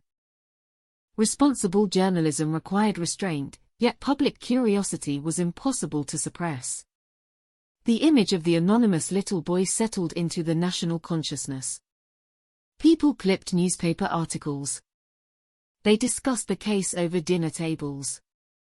Parents looked at their own children with renewed gratitude, unsettled by the thought that somewhere a child had died without anyone publicly searching for him. Calls began reaching police from members of the public convinced they had recognized some detail. A shopkeeper believed he had once seen a child wearing similar shorts. A traveler thought the case resembled a rumor heard abroad. Others simply wanted to help, offering fragments of memories they feared might be relevant. Most leads went nowhere. That is the reality of major investigations. For every useful piece of information, there may be hundreds that lead only to dead ends. Yet detectives followed them with remarkable persistence because dismissing a lead too early carries its own risks. Sometimes the smallest detail, buried beneath dozens of unrelated reports, becomes the one that changes everything. Weeks turned into months. The investigation grew larger. Files multiplied. Experts from different disciplines contributed reports measured not in certainty but in probability. Each specialist illuminated one corner of the mystery, yet no one could see the entire picture. It became increasingly clear that solving Adam's murder would require more than traditional police work. It would require patience, international cooperation, and a willingness to confront possibilities that lay far outside the experience of most homicide detectives. That realization marked a quiet turning point. The case was no longer simply about identifying a victim found in London. It had become an effort to reconstruct an invisible journey across borders, cultures, and circumstances that remained almost entirely hidden. Somewhere beyond the city's crowded streets, beyond the bridges spanning the Thames, and perhaps beyond Britain itself, the first chapter of Adam's life was waiting to be discovered. The challenge facing investigators was no longer just finding a killer. It was finding the beginning of a story that seemed determined to leave no trace. The longer the investigation continued, the more London itself seemed to recede into the background. The city had been the place where Adam was found, but increasingly it no longer appeared to be the place where his story had truly begun.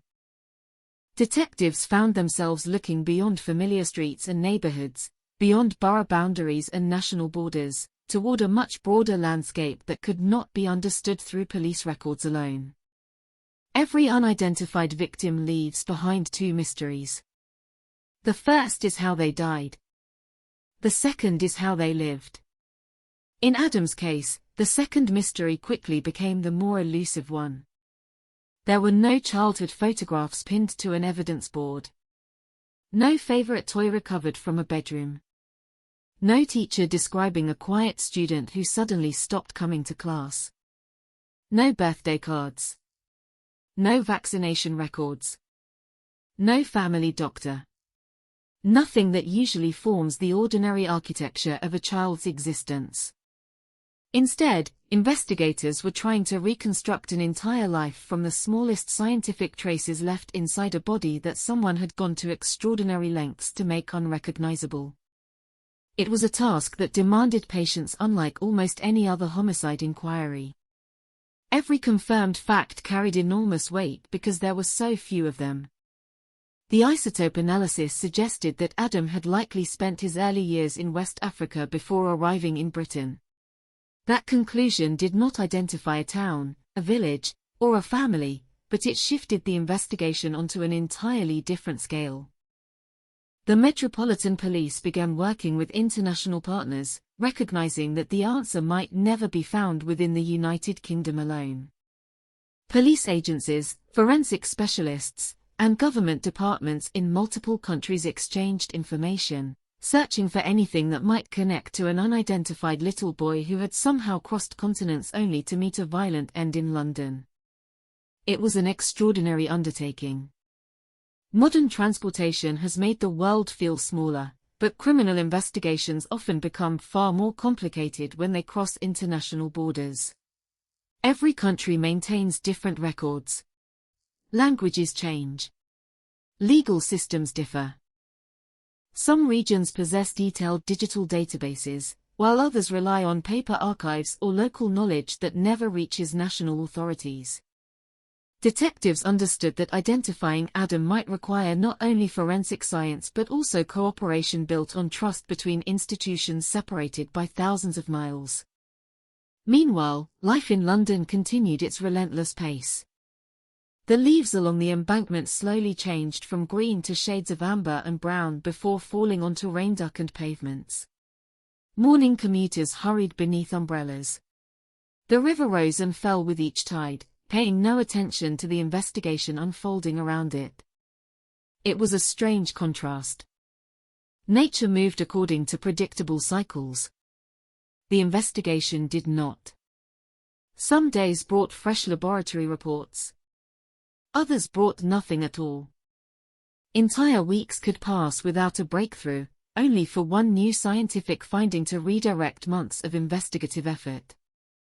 For the detectives assigned to the case, patience became both a professional necessity and a personal burden. They could not afford to become discouraged by silence. Every unanswered question represented another reason to keep searching rather than another excuse to stop. That determination was reflected in the way the investigation treated Adam himself. Although the name, Adam, had been assigned simply to provide a practical reference, it gradually took on a deeper meaning. Within the investigative team, it became a reminder that the victim was not merely a collection of forensic exhibits or laboratory reports. He had been a child. Someone had once known his real name. Someone had once spoken to him in a language investigators could not yet identify with certainty. Someone had once watched him take his first steps, comforted him when he cried, or smiled when he laughed. Those ordinary moments remained invisible, but they were never forgotten. They became part of the moral purpose behind the investigation. Every effort to identify him was, in some small way, an attempt to return a stolen identity to a child who had been denied even the dignity of being remembered by name. That sense of responsibility extended beyond Scotland Yard. Forensic scientists, pathologists, anthropologists, and specialists from numerous disciplines approached the case with unusual care. Many had worked on countless homicide investigations throughout their careers, yet this one stood apart because it demanded expertise that crossed the boundaries of science, geography, and culture. No single discipline could solve it alone. The answers, if they existed, would emerge only through collaboration. Even then, certainty remained elusive. As the inquiry expanded, investigators became increasingly aware of the importance of separating evidence from speculation. The unusual findings inside Adam's stomach and the manner in which his body had been treated prompted detectives to examine several possible motives, including the possibility of a ritualistic element. It was a legitimate investigative avenue based on the available forensic evidence, but it was never accepted as an established conclusion. That distinction mattered enormously. Cases involving unfamiliar cultural practices can easily become distorted by rumor, fear, or sensational reporting. The investigative team worked to avoid those pitfalls. Their responsibility was not to confirm public suspicions but to test every credible hypothesis against the available evidence. Sometimes those hypotheses survived further examination. Sometimes they did not. That is the nature of careful police work. The search for truth is rarely dramatic. More often, it is methodical. Slow. Patient. Built upon countless hours spent eliminating possibilities rather than proving them. By the end of the first stage of the investigation, one reality had become impossible to ignore. The murder of the little boy found in the Thames was unlike almost any other case the Metropolitan Police had encountered. It demanded international cooperation, advanced forensic science, cultural understanding, and extraordinary perseverance. Yet despite all of those resources, detectives still stood before the same haunting questions that had confronted them on the morning of September 21, 2001. Who was he? Where had he come from? Who had brought him to Britain? Who had taken his life? The answers remained hidden somewhere beyond the horizon of everything investigators currently knew. What no one yet realized was that the search for those answers would eventually lead detectives into one of the largest and most complex homicide investigations in modern British history, drawing together evidence, witnesses, and theories from multiple countries while challenging long-held assumptions about how a child could disappear so completely from the world's view. And at the center of it all remained one small victim, known only by a borrowed name, waiting for the world to discover the life that had existed long before the River Thames carried him into history. Before the world knew him as Adam, before his name became attached to one of Britain's most haunting unsolved mysteries, there was another child. A child who existed beyond police reports and forensic examinations. A child who had woken up on ordinary mornings. A child who had walked through places investigators would never see. A child whose first words, favorite foods, childhood games, and dreams remained hidden behind a wall of unanswered questions. That absence became one of the most painful parts of the investigation. Because every victim is more than the moment when their life ends. A murder file records the final chapter. It rarely captures the pages that came before. For Adam, those missing pages represented an entire world. Somewhere, years before the Thames carried him into public attention, a mother or father had looked down at a newborn child and chosen a name. That name was not Adam. It belonged to a family, a language, and a culture that investigators would spend years trying to reach. Someone had celebrated his arrival. Someone had carried him. Someone had watched him grow from a baby into a small boy. The tragedy of Adam's case was not simply that a child was murdered. It was that almost everything about the child who had lived before the crime had disappeared with him. The investigation could determine certain facts through science. Experts could estimate his age. They could analyze his remains. They could study his origins through biological evidence. They could reconstruct pieces of his final days. But they could not reconstruct the simple moments that make up a childhood. They could not know what made him smile. They could not know what frightened him. They could not know the voice he answered when someone called his name. They could not know whether he was the kind of child who ran ahead of adults on crowded streets or the kind who held tightly onto a parent's hand. Those details were gone. And yet, understanding that he had once lived a normal childhood became essential to understanding the case. Because somewhere along the way, the world had begun seeing Adam only as evidence. A torso recovered from a river. A forensic mystery. A police investigation.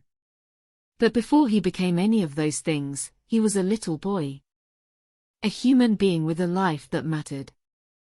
The scientific evidence suggested that Adam had spent his early years in West Africa.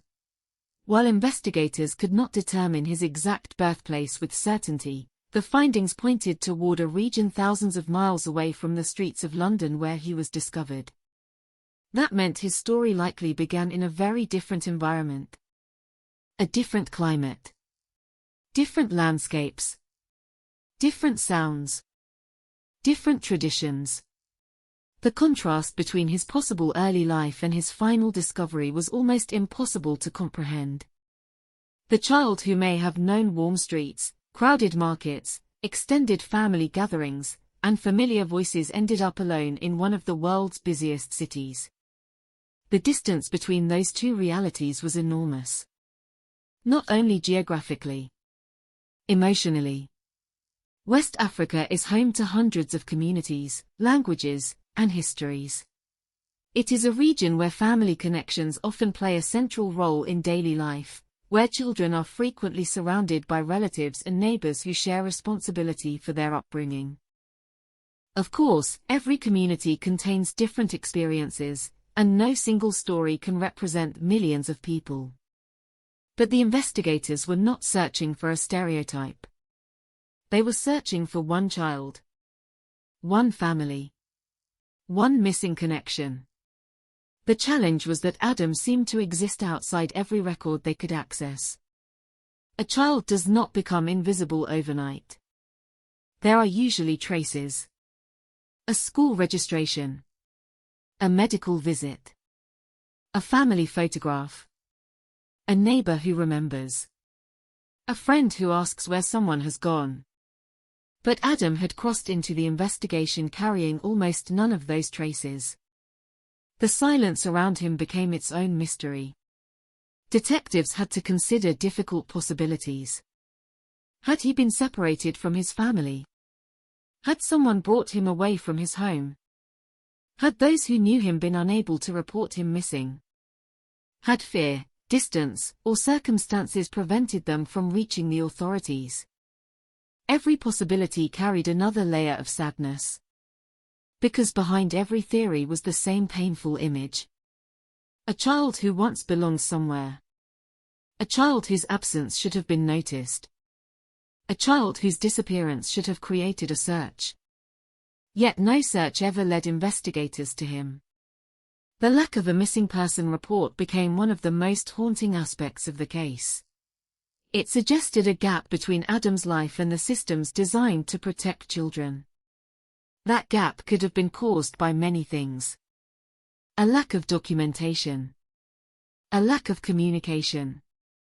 A lack of opportunity. Or something more troubling. Investigators could not know. They could only continue searching. As the case gained attention, many members of the public began asking the same question. How could a child disappear without anyone knowing? It was a question that seemed impossible because childhood is usually surrounded by witnesses. Parents remember.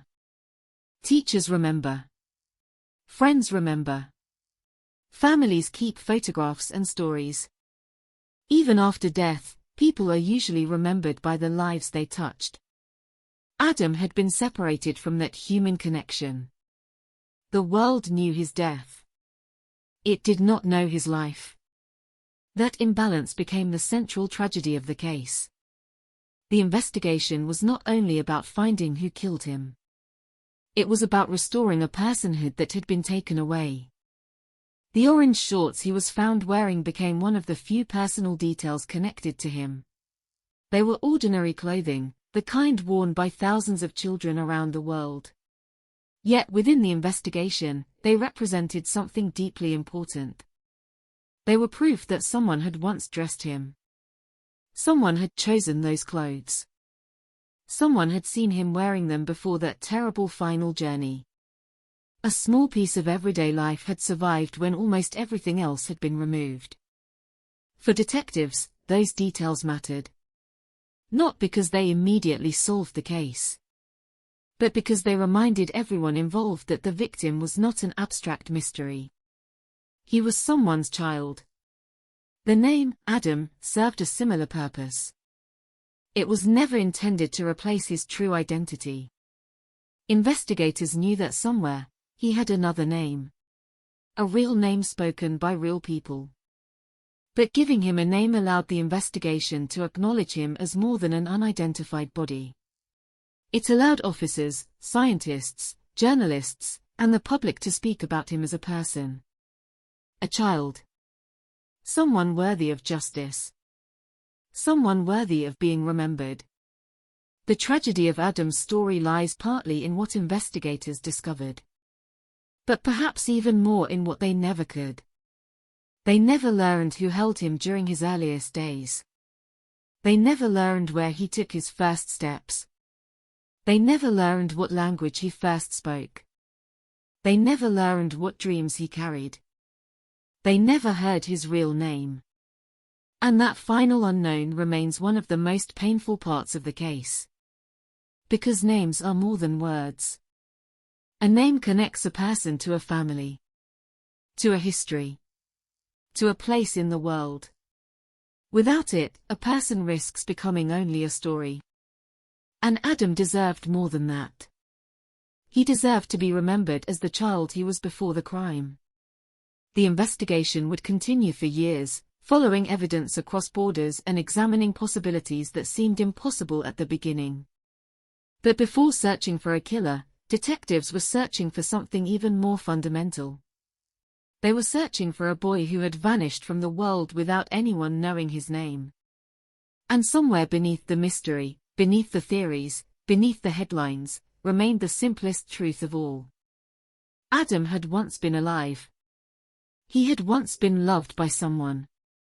And someone, somewhere, still knew the story that investigators had been trying to find. The difficulty of investigating Adam's case was that every discovery seemed to reveal a question about the life he had lived before anyone knew his name.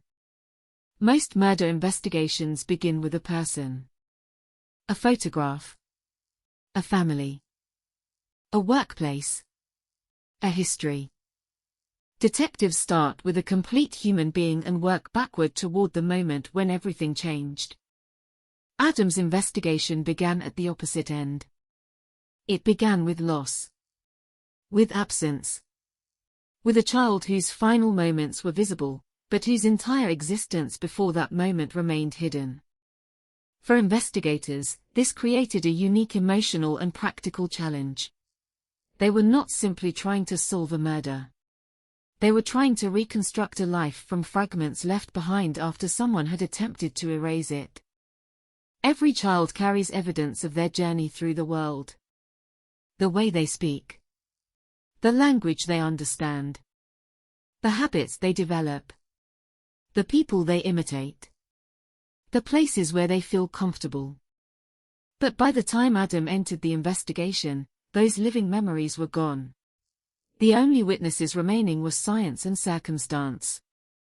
The evidence suggested he had not been born in Britain and had likely spent his early years somewhere in West Africa. This detail transformed the investigation because it meant Adam's story belonged to a world far larger than the banks of the River Thames. Somewhere beyond London, there was likely a place where he had once been recognized. A street where people knew him. A home where his presence had filled a room. A community where his face was familiar. The tragedy was that investigators had no way of reaching that place.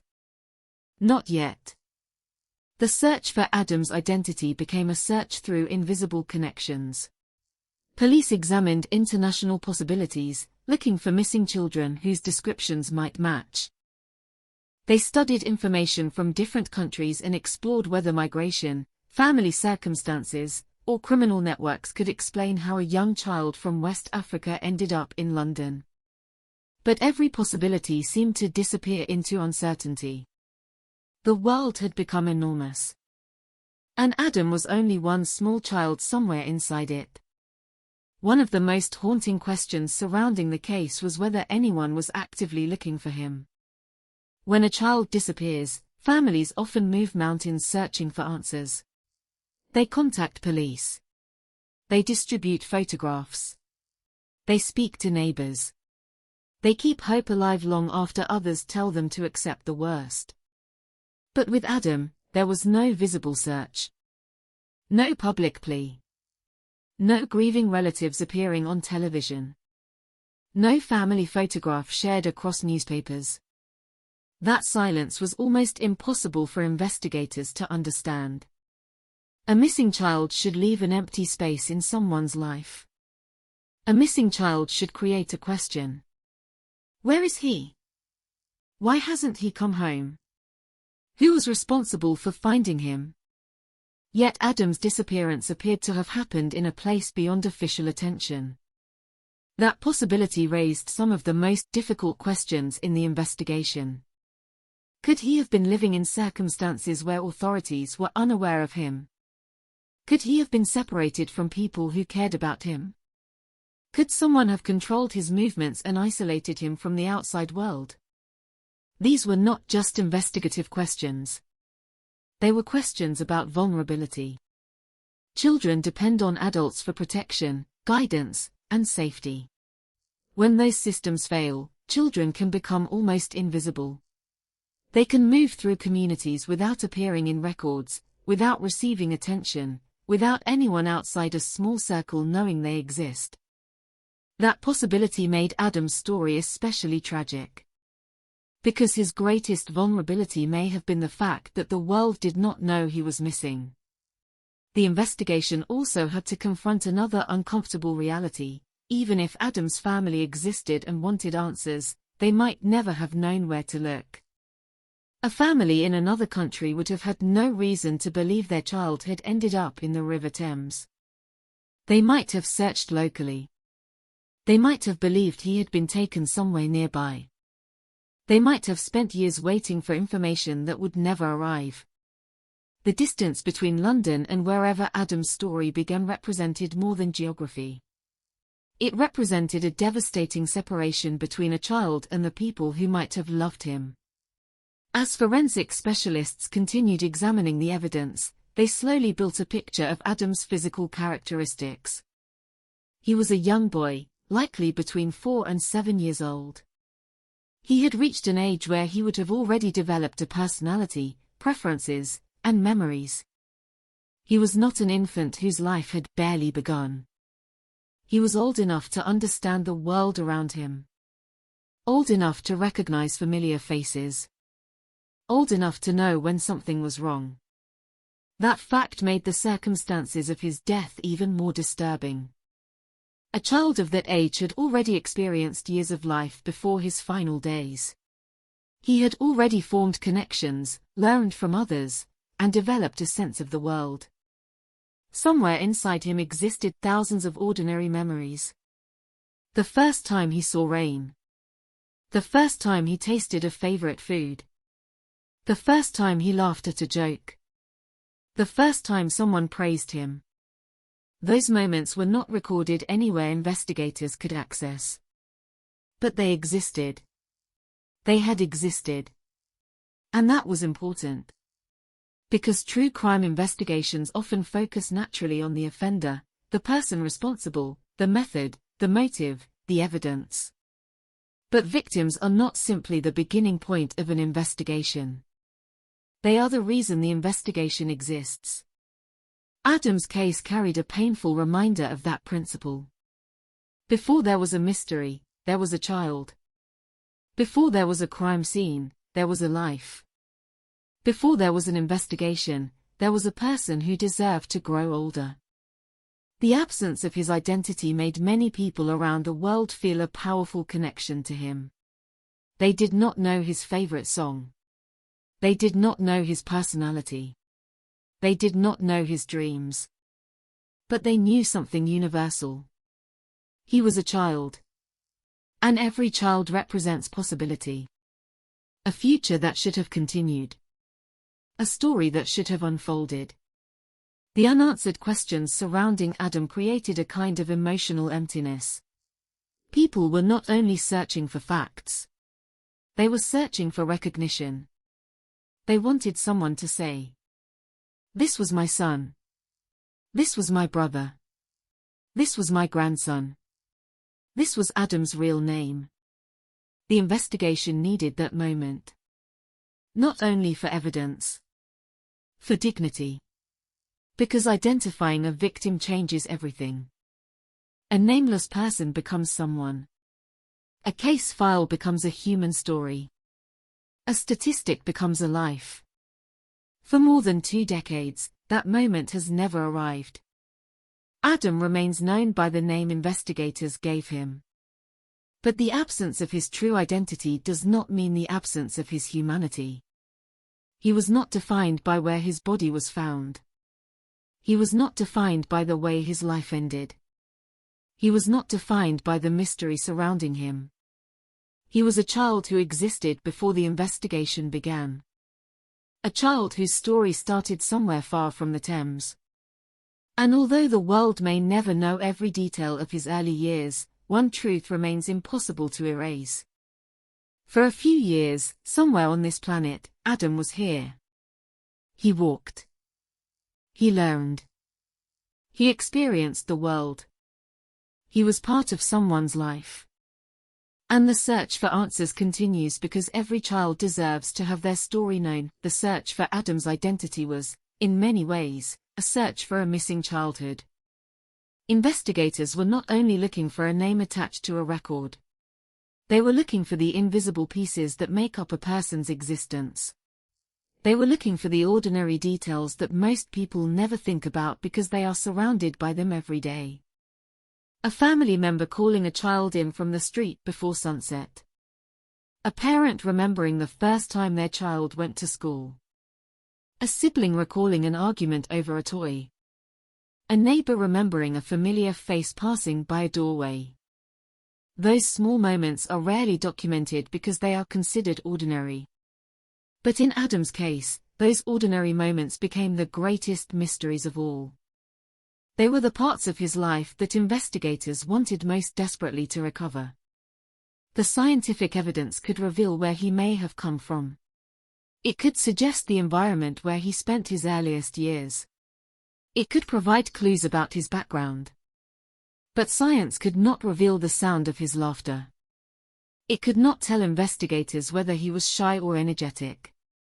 It could not reveal whether he loved being around other children or preferred to stay close to the adults he trusted. It could not tell them the stories he heard before sleeping. Those details belonged to the people who knew him. And those people remained unknown. The absence of witnesses created a haunting question that followed the investigation from the beginning. How could a child's entire existence disappear? The answer was not simple. The world is filled with children whose lives are carefully recorded, protected by institutions, surrounded by people who notice when something changes. But there are also children whose circumstances make them far more vulnerable. Children living through unstable situations, poverty, migration, family separation, or exploitation may not always appear clearly in official systems. Their lives can exist in the spaces between records. Adam's case forced investigators to confront that uncomfortable reality. A child can be physically present in the world and still remain invisible. That possibility shaped the way detectives approached the investigation. They did not assume that the absence of records meant the absence of people who cared about him. They understood that silence could have many explanations. A family might not know where he was. A family might not have access to authorities. A family might be searching somewhere else. Or there might have been circumstances preventing anyone from speaking. Every possibility carried its own tragedy. Because behind every unanswered question was the same image, a small child whose connection to the world had been broken. As investigators examined the details surrounding Adam, they also considered the journey he may have taken before reaching London. The distance between West Africa and the United Kingdom is not only measured in miles. It represents different languages, different legal systems, different communities, and different realities. For a child to travel such a distance, many things would have had to happen. Someone had to make decisions. Someone had to arrange movement. Someone had to be responsible for his safety. The investigation could not determine exactly how that journey occurred, but the possibility that Adam had crossed borders before his death added another layer of complexity. International cases are often difficult because human movement leaves complicated trails. A person can pass through airports, borders, and communities without leaving a clear record, especially when they are dependent on others. Children are particularly vulnerable because they rarely control the circumstances surrounding where they go or who takes responsibility for them. That vulnerability became one of the central themes surrounding Adam's story. He was young enough to depend completely on others. Young enough that every major decision in his life would have been made by adults. And yet, in the end, those adults had failed to protect him. The investigation into his background also revealed something deeply important about how detectives viewed him. They were not searching for a nationality. They were not searching for a category. They were searching for a person. The fact that evidence pointed toward West Africa was a clue, not a conclusion. Behind every geographical possibility was a human story. A village. A neighborhood. A family. A child. The danger in cases like Adam's is that the mystery can sometimes become larger than the victim himself. People become fascinated by unanswered questions, unusual circumstances, and theories surrounding the crime. But investigators continued returning to the most basic truth. The center of this case was not the mystery. It was Adam. The child behind the evidence. The child behind the headlines. The child who had been given a temporary name because the world had lost his real one. That name, however, carried an important message. Even without knowing who he truly was, people refused to let him become anonymous. The name Adam represented recognition. It represented the belief that every victim deserves to be seen. In a case defined by disappearance, that small act mattered. Because the greatest injustice was not only that Adam had been killed. It was that someone had attempted to remove every connection between him and the world. The investigation became an effort to restore those connections. To prove that he had existed. To prove that he had mattered. To prove that somewhere, beyond the unanswered questions, there was a story waiting to be told. The tragedy of Adam's case is that the world knows the circumstances of his death far better than the circumstances of his life. People know where he was found. They know what investigators discovered. They know the questions that remain unanswered. But they do not know the moments that came before. They do not know the child running through a home somewhere far away. They do not know the hands that held him. They do not know the voices that surrounded him. They do not know the dreams he carried. And perhaps that is what makes the case so painful after all these years. Because the unknown parts are not just investigative gaps. They are pieces of a childhood that should have belonged to him forever. Somewhere, before September 2001, there was a little boy who was more than a case file. He was someone's child. He was someone's family. He was someone's future. The River Thames revealed how his story ended. But for years, investigators have been searching for where his story truly began. The final days of Adam's life remain the darkest and most uncertain part of the investigation. Unlike many homicide cases, there is no complete timeline waiting to be uncovered. There is no sequence of witness statements showing where he went, who he met, or what happened in the hours before his death. There is only evidence. Fragments. Scientific conclusions. And a silence that has lasted for more than 2 decades. Somewhere in London, or perhaps somewhere beyond the city, a young boy entered the final chapter of his life. A child who had once been surrounded by ordinary moments suddenly became the center of an investigation into one of the most disturbing unsolved murders in modern British history. The question that investigators faced was not only how Adam died. It was what happened before that moment. What events brought a child from an unknown place to the banks of the River Thames? Who was responsible for him during those final days? And why did his life end in such a deliberate and calculated way? The answers remain hidden. But the evidence allows investigators to understand certain parts of what likely happened. Adam was not an adult victim caught in a sudden act of violence. He was a young child. Small. Dependent. Vulnerable. At an age where survival depends entirely on the protection of others. A child of 4, 5, or 6 years old does not choose where to live. A child does not arrange international travel. A child does not understand the dangers of the world in the way adults do. Every major decision surrounding Adam's life would have been controlled by someone else. That fact makes the circumstances surrounding his death especially disturbing. Someone had access to him. Someone was close enough to control his movements. Someone had the ability to remove him from the world without immediately triggering a public search. The investigation never established exactly who that person or those people were. But the possibility remained at the center of every theory.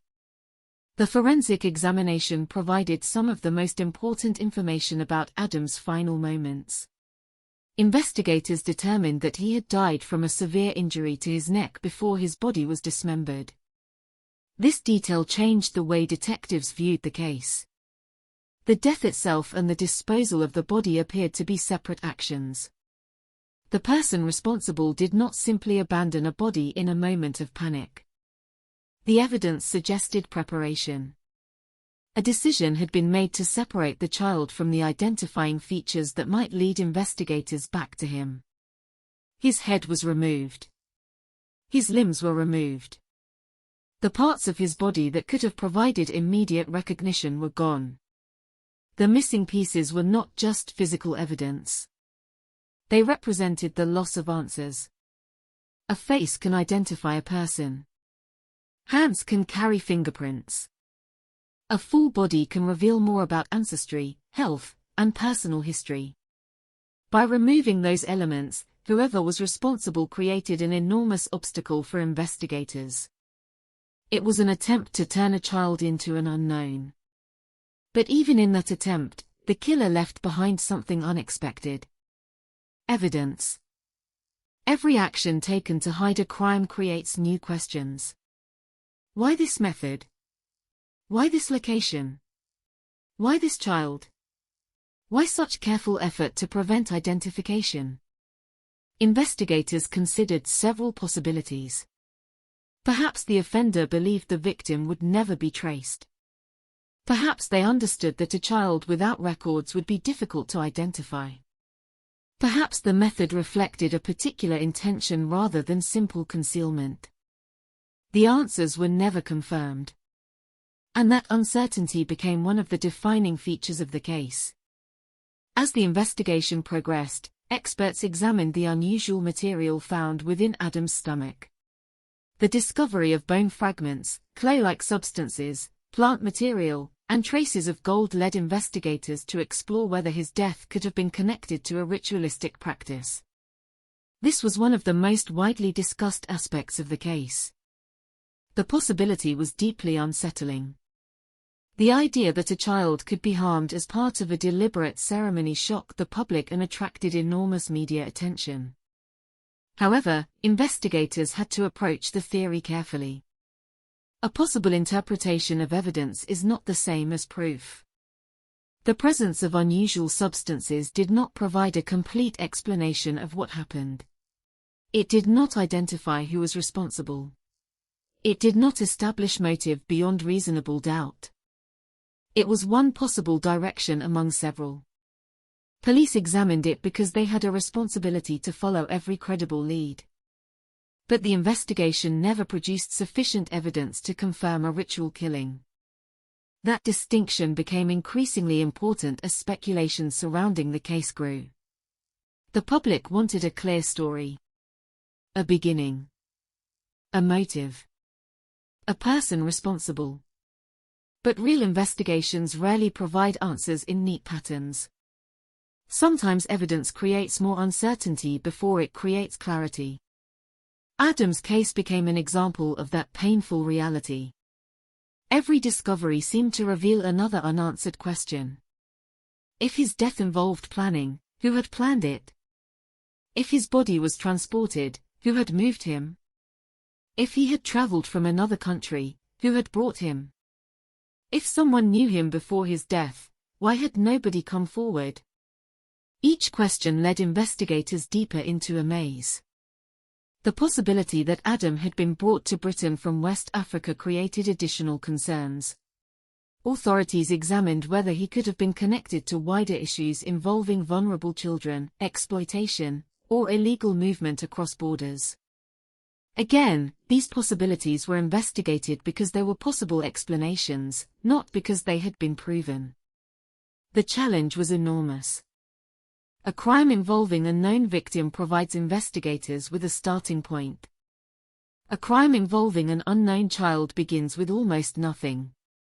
No family history. No personal relationships.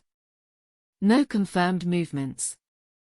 No one who could say, "I saw him last." The person responsible had created a situation where the victim himself became the missing evidence. And yet, despite those obstacles, detectives continued searching. Because the absence of information did not mean the absence of a crime. A child had died. A child who deserved answers. A child who deserved justice. The Thames had revealed the final evidence of what happened to him, but it could not reveal the emotional reality of those final moments. Did Adam understand what was happening? Was he afraid? Was there anyone with him who tried to comfort him? Was there anyone who could have stopped it? Those are questions that investigators, like the public, have carried for years. They are questions without answers. And perhaps that is the most painful part of the case. Not only that a child was killed, but that the world may never know what he experienced before he was gone. The investigation would eventually expand into one of the most complex searches ever undertaken by British police. But before detectives could find a person responsible, they first had to understand the impossible task ahead. They were not chasing a suspect from a known crime scene. They were searching for someone connected to a child who had already been deliberately separated from his identity. The murder had begun with taking away Adam's life. The investigation would become a fight to recover everything else that had been taken from him. The more investigators studied the evidence, the clearer it became that Adam's final hours would never be reconstructed in the way detectives usually reconstruct a homicide. There was no mobile phone to trace. No bank transaction marking his movements. no surveillance footage following him through railway stations or city streets. No witness who could confidently say they had spoken to him the day before he died. Instead, detectives were forced to work backwards from the physical evidence alone, allowing science to speak where people could not. The post-mortem examination established that Adam had died before his body was dismembered. This finding was significant because it indicated that the injuries responsible for his death and the later treatment of his body were separate events. Investigators therefore approached the case with two distinct questions in mind. How had the child died? And why had someone gone to such extraordinary lengths afterward to make identification so difficult? Those questions would remain intertwined throughout the investigation. The precision with which the body had been dismembered suggested that these actions were not impulsive. Detectives avoided drawing unsupported conclusions about the offender's background or level of expertise, but they recognized that the body had been treated in a deliberate manner after death. Deliberate actions usually reflect deliberate decisions. Someone had time. Someone had privacy. Someone believed they could carry out those actions without interruption. That realization narrowed nothing. Instead, it expanded the possibilities. The offender might have acted alone. More than one person might have been involved. The location where Adam died might have been entirely different from the location where his body was later placed in the river. Every scenario remained open because the available evidence could not distinguish one from another. The investigation therefore shifted its focus toward understanding behavior rather than assuming motive.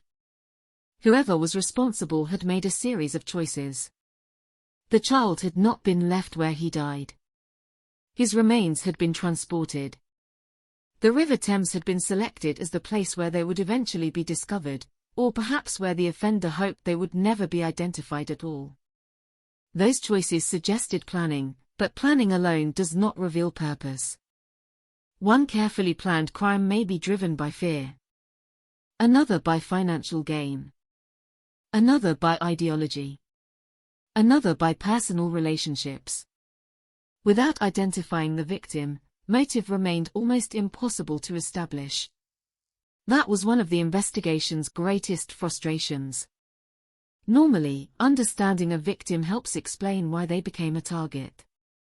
In Adam's case, investigators first had to discover who he was before they could fully understand why he had died. The unusual material found within his stomach became one of the most closely examined pieces of forensic evidence. Specialists from multiple disciplines studied its composition, attempting to determine whether it reflected diet, medicine, cultural practice, or something directly connected to the circumstances of his death.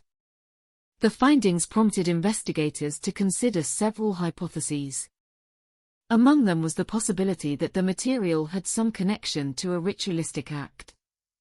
This line of inquiry attracted enormous public attention, yet inside the investigation it was treated with far greater caution than many headlines suggested. Experienced detectives understand that evidence rarely speaks in complete sentences. It offers fragments, patterns, possibilities. Each interpretation must be tested against every other available fact. The presence of unusual substances alone could not establish motive. Nor could it identify those responsible. Investigators therefore sought assistance from experts familiar with relevant cultural practices, ensuring that interpretations were based on evidence rather than assumption. They were careful not to generalize about communities or traditions. Individual crimes should never be mistaken as representative of an entire culture or belief system. That careful distinction became increasingly important as public speculation intensified. Outside the investigation, theories spread quickly. Some were built upon genuine forensic findings. Others drifted far beyond what the evidence could support. Inside Scotland Yard, however, detectives continued returning to the same disciplined approach. Every conclusion had to earn its place. Every theory had to survive scrutiny. Every assumption had to be challenged. That discipline protected the investigation from becoming driven by rumor instead of fact. As weeks turned into months, another difficult reality became apparent. The offender had almost certainly counted on anonymity. Not only their own, the victims as well. If Adam could not be identified, then identifying a suspect would become vastly more difficult. Relationships could not be mapped. Movements could not be reconstructed. Potential motives would remain hidden. It was a strategy that, at least initially, appeared devastatingly effective. Yet despite those obstacles, detectives refused to accept that the child would remain permanently unknown. They continued assembling the smallest details into something resembling a life. His estimated age. His likely geographic origins. The clothing he wore. The forensic evidence preserved within his remains. Each fact appeared insignificant on its own. Together, they formed the beginning of a profile, not of the offender, but of the child. It was an unusual inversion of a homicide investigation. Rather than building outward from a known victim toward an unknown killer, investigators first had to build the victim himself. Only then could they hope to reach the person responsible. That process demanded extraordinary patience. Some investigations advanced through dramatic breakthroughs. This one advanced through fractions. One laboratory report. One consultation. One eliminated possibility. One confirmed observation. Each step seemed painfully small. Yet every small step carried the investigation farther than silence alone. The emotional burden of the case also continued to grow. Detectives were trained to maintain professional distance, but Adam's age made that increasingly difficult.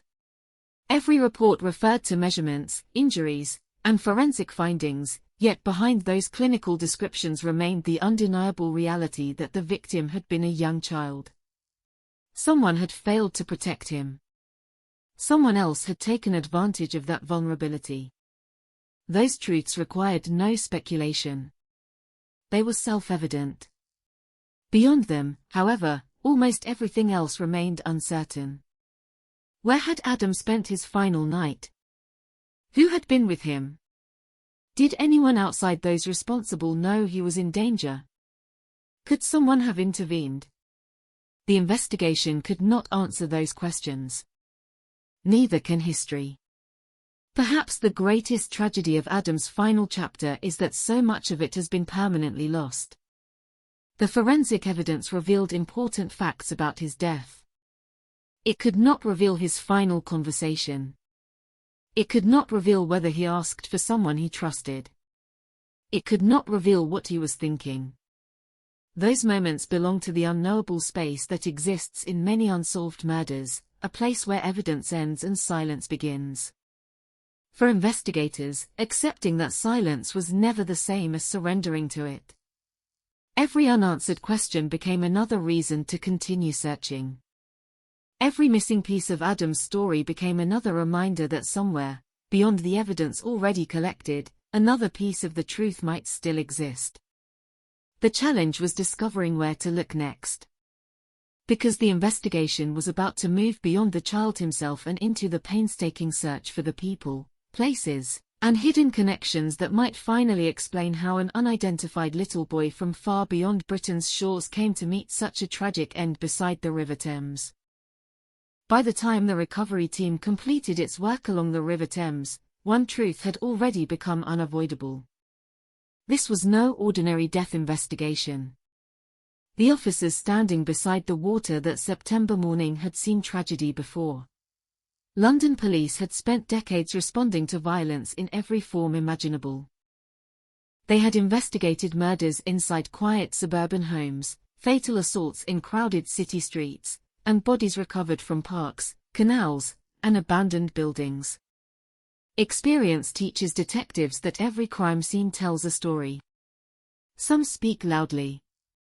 Others whisper. Adam's crime scene barely spoke at all. What investigators recovered was not the place where the crime had occurred. It was merely the place where the evidence had surfaced. That distinction shaped every decision made during the first hours of the investigation. The section of the Thames near Tower Bridge was transformed into a carefully controlled scene. Officers established a perimeter, limiting unnecessary movement, while forensic specialists documented every detail that might later become significant. The exact position of the remains was recorded. Weather conditions were noted. Water temperature, tidal information, and the surrounding environment all became part of the official record. Nothing was considered too small.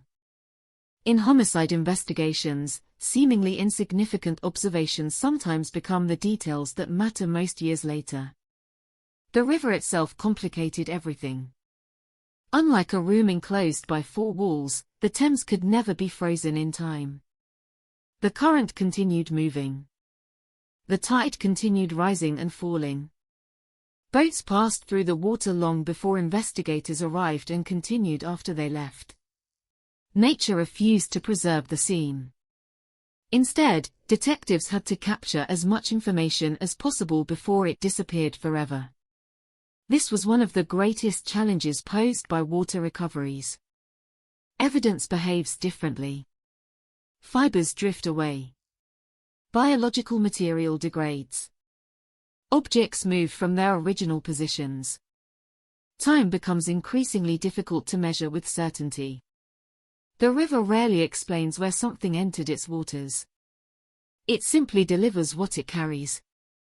As forensic officers examined the recovered remains, every visible detail was photographed before anything was disturbed.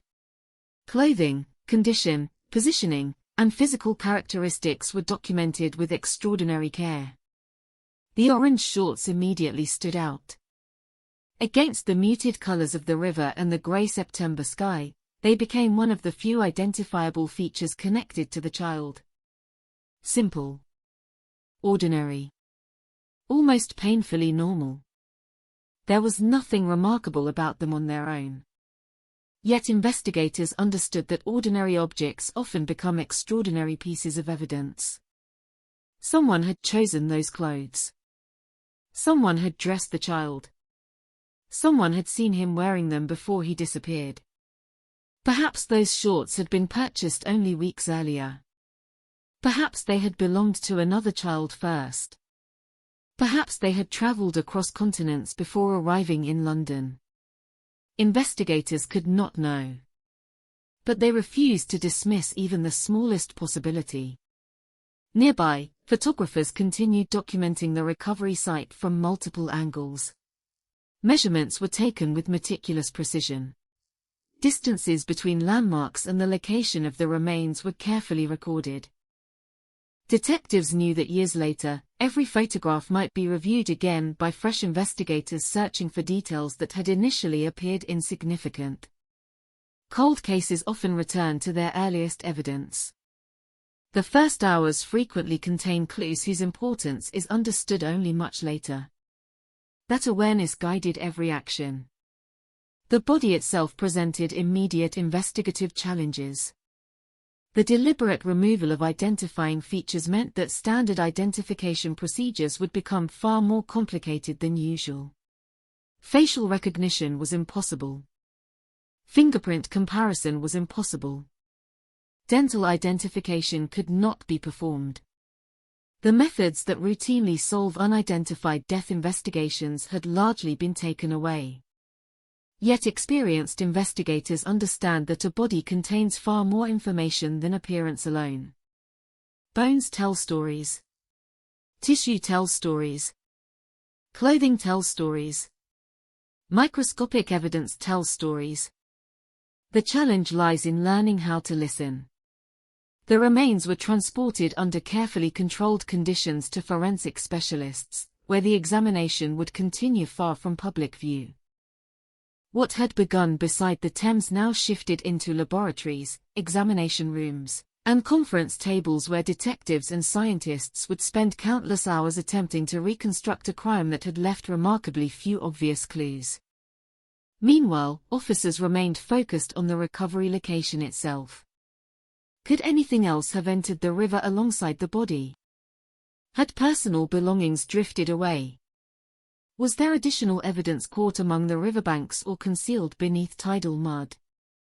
Search teams examined surrounding areas with patience that bordered on obsession. Every discarded object demanded attention until it could be eliminated. A floating bottle. A torn piece of fabric.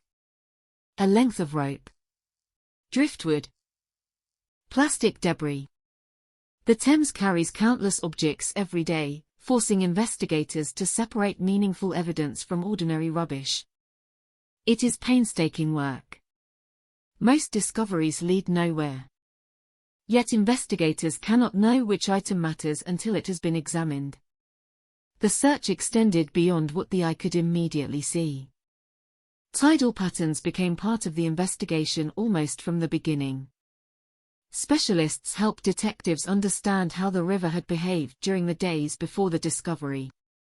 They examined water levels, tidal movements, and likely drift patterns.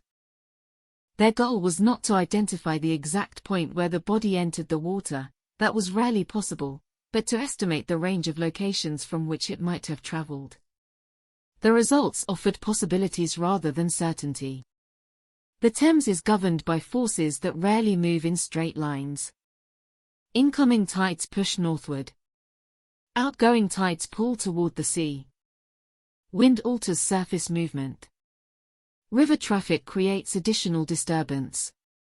Every calculation produced another area for detectives to consider.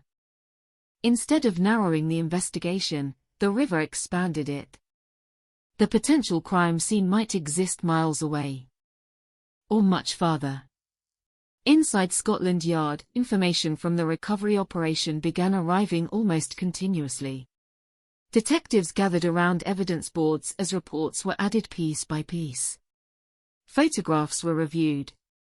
Initial forensic observations were discussed. Timelines were sketched across whiteboards despite containing more blank spaces than confirmed events.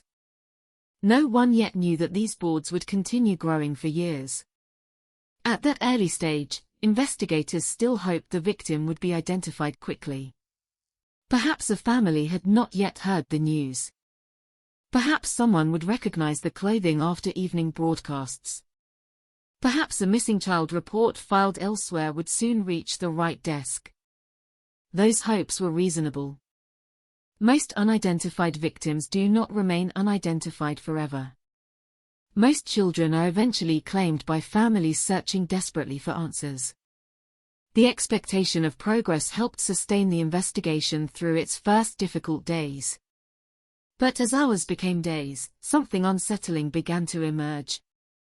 The telephone lines remained unusually quiet. No parent arrived carrying photographs. No relative recognized the description. No teacher contacted police after noticing a missing student. The silence surrounding the child became almost as significant as the physical evidence itself.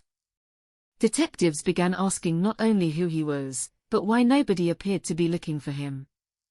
That question echoed through every briefing. Every meeting. Every new report. Because it challenged one of the assumptions underlying almost every child homicide investigation. Children leave traces. They belong somewhere. Someone notices when they disappear.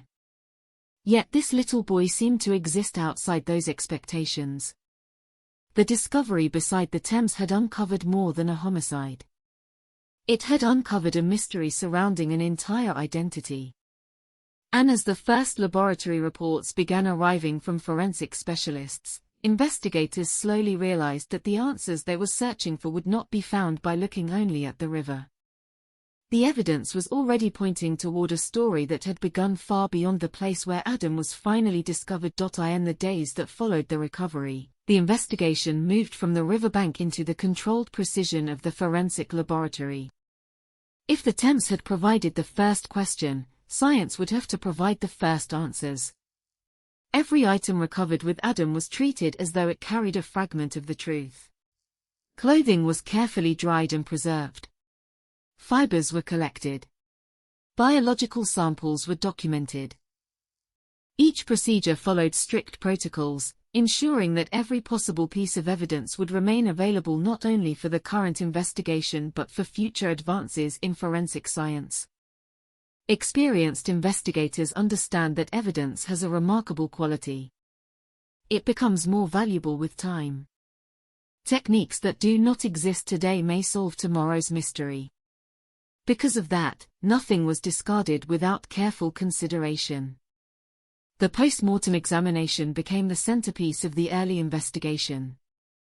Conducted with meticulous attention to detail, it sought not only to establish how Adam had died but also to recover every possible clue about the life he had lived. The examination confirmed that the victim was a young boy, estimated to be between 4 and 7 years old. Even for seasoned professionals, that finding carried emotional weight. Children account for only a small proportion of homicide victims. When a child becomes the subject of a murder investigation, every unanswered question feels heavier. The examination also confirmed that death had occurred only a short time before the body was recovered. This was not a historical case unexpectedly resurfacing after years beneath the water. Whatever had happened to Adam had happened recently.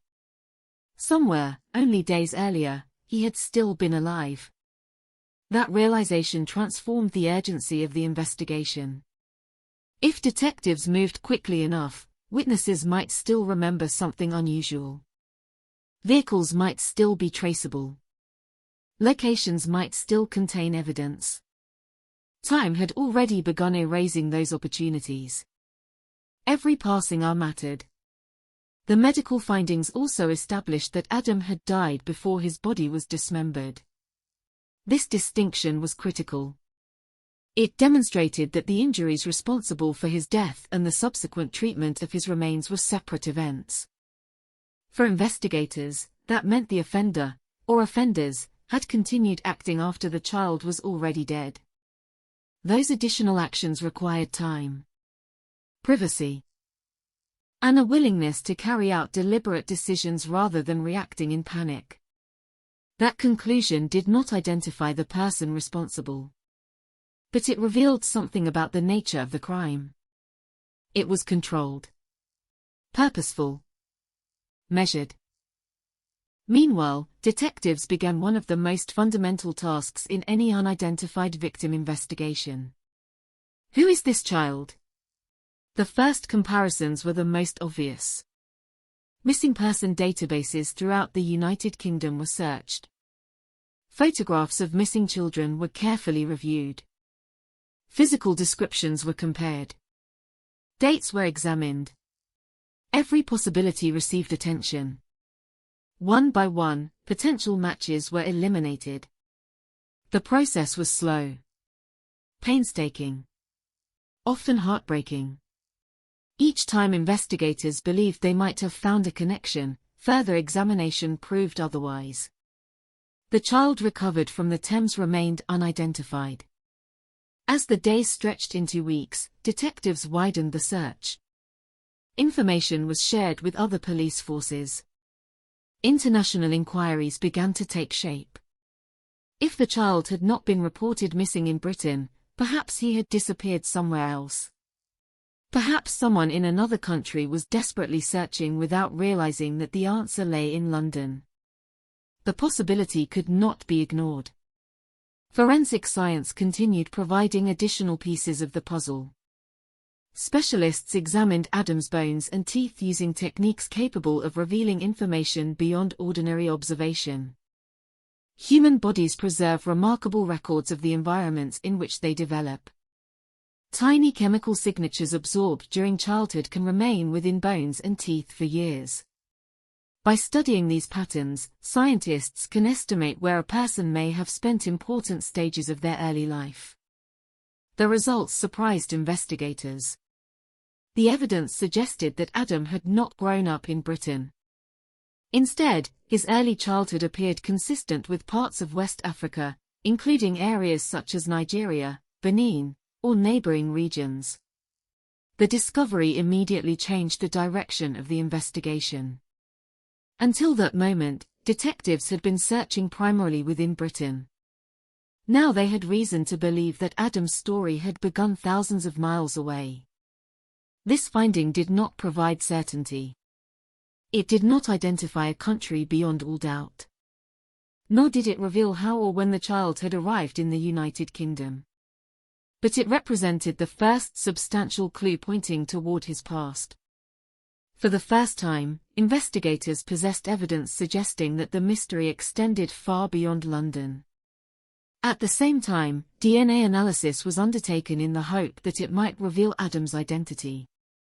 Investigators compared his genetic profile against available records connected to missing persons and other relevant databases. Again, expectations were high. DNA had revolutionized criminal investigations around the world. Surely such powerful technology would provide answers. It did not. No immediate match emerged. The absence of a match carried its own significance.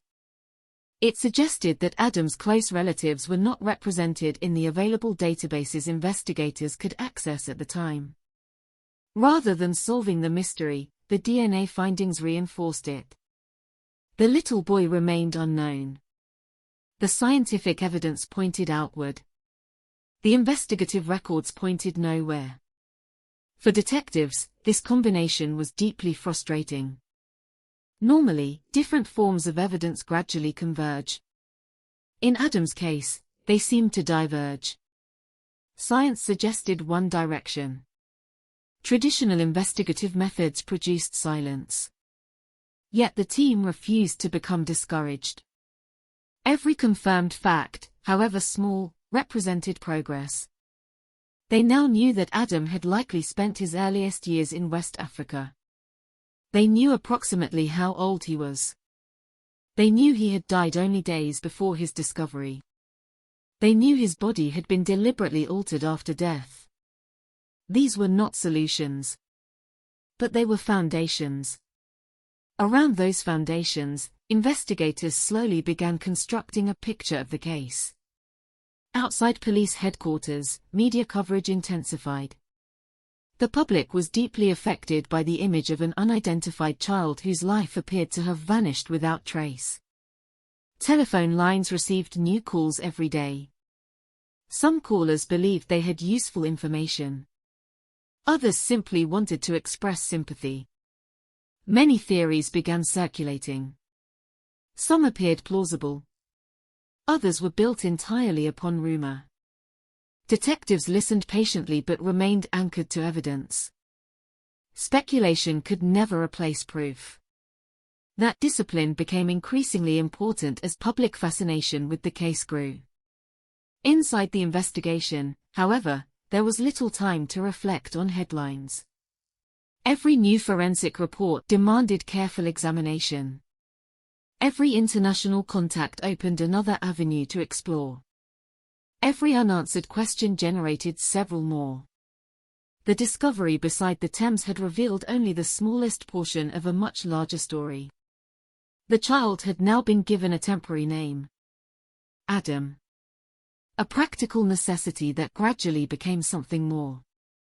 It reminded everyone involved that behind every laboratory report and every evidence file was a little boy whose real identity still waited to be found. The investigation had uncovered its first meaningful clues. But each clue seemed to point farther away from London, toward a past that remained hidden beyond borders, beyond records, and beyond the reach of ordinary police work. Finding Adam's name would require far more than solving a crime. It would require discovering an entire life that someone had tried desperately to erase.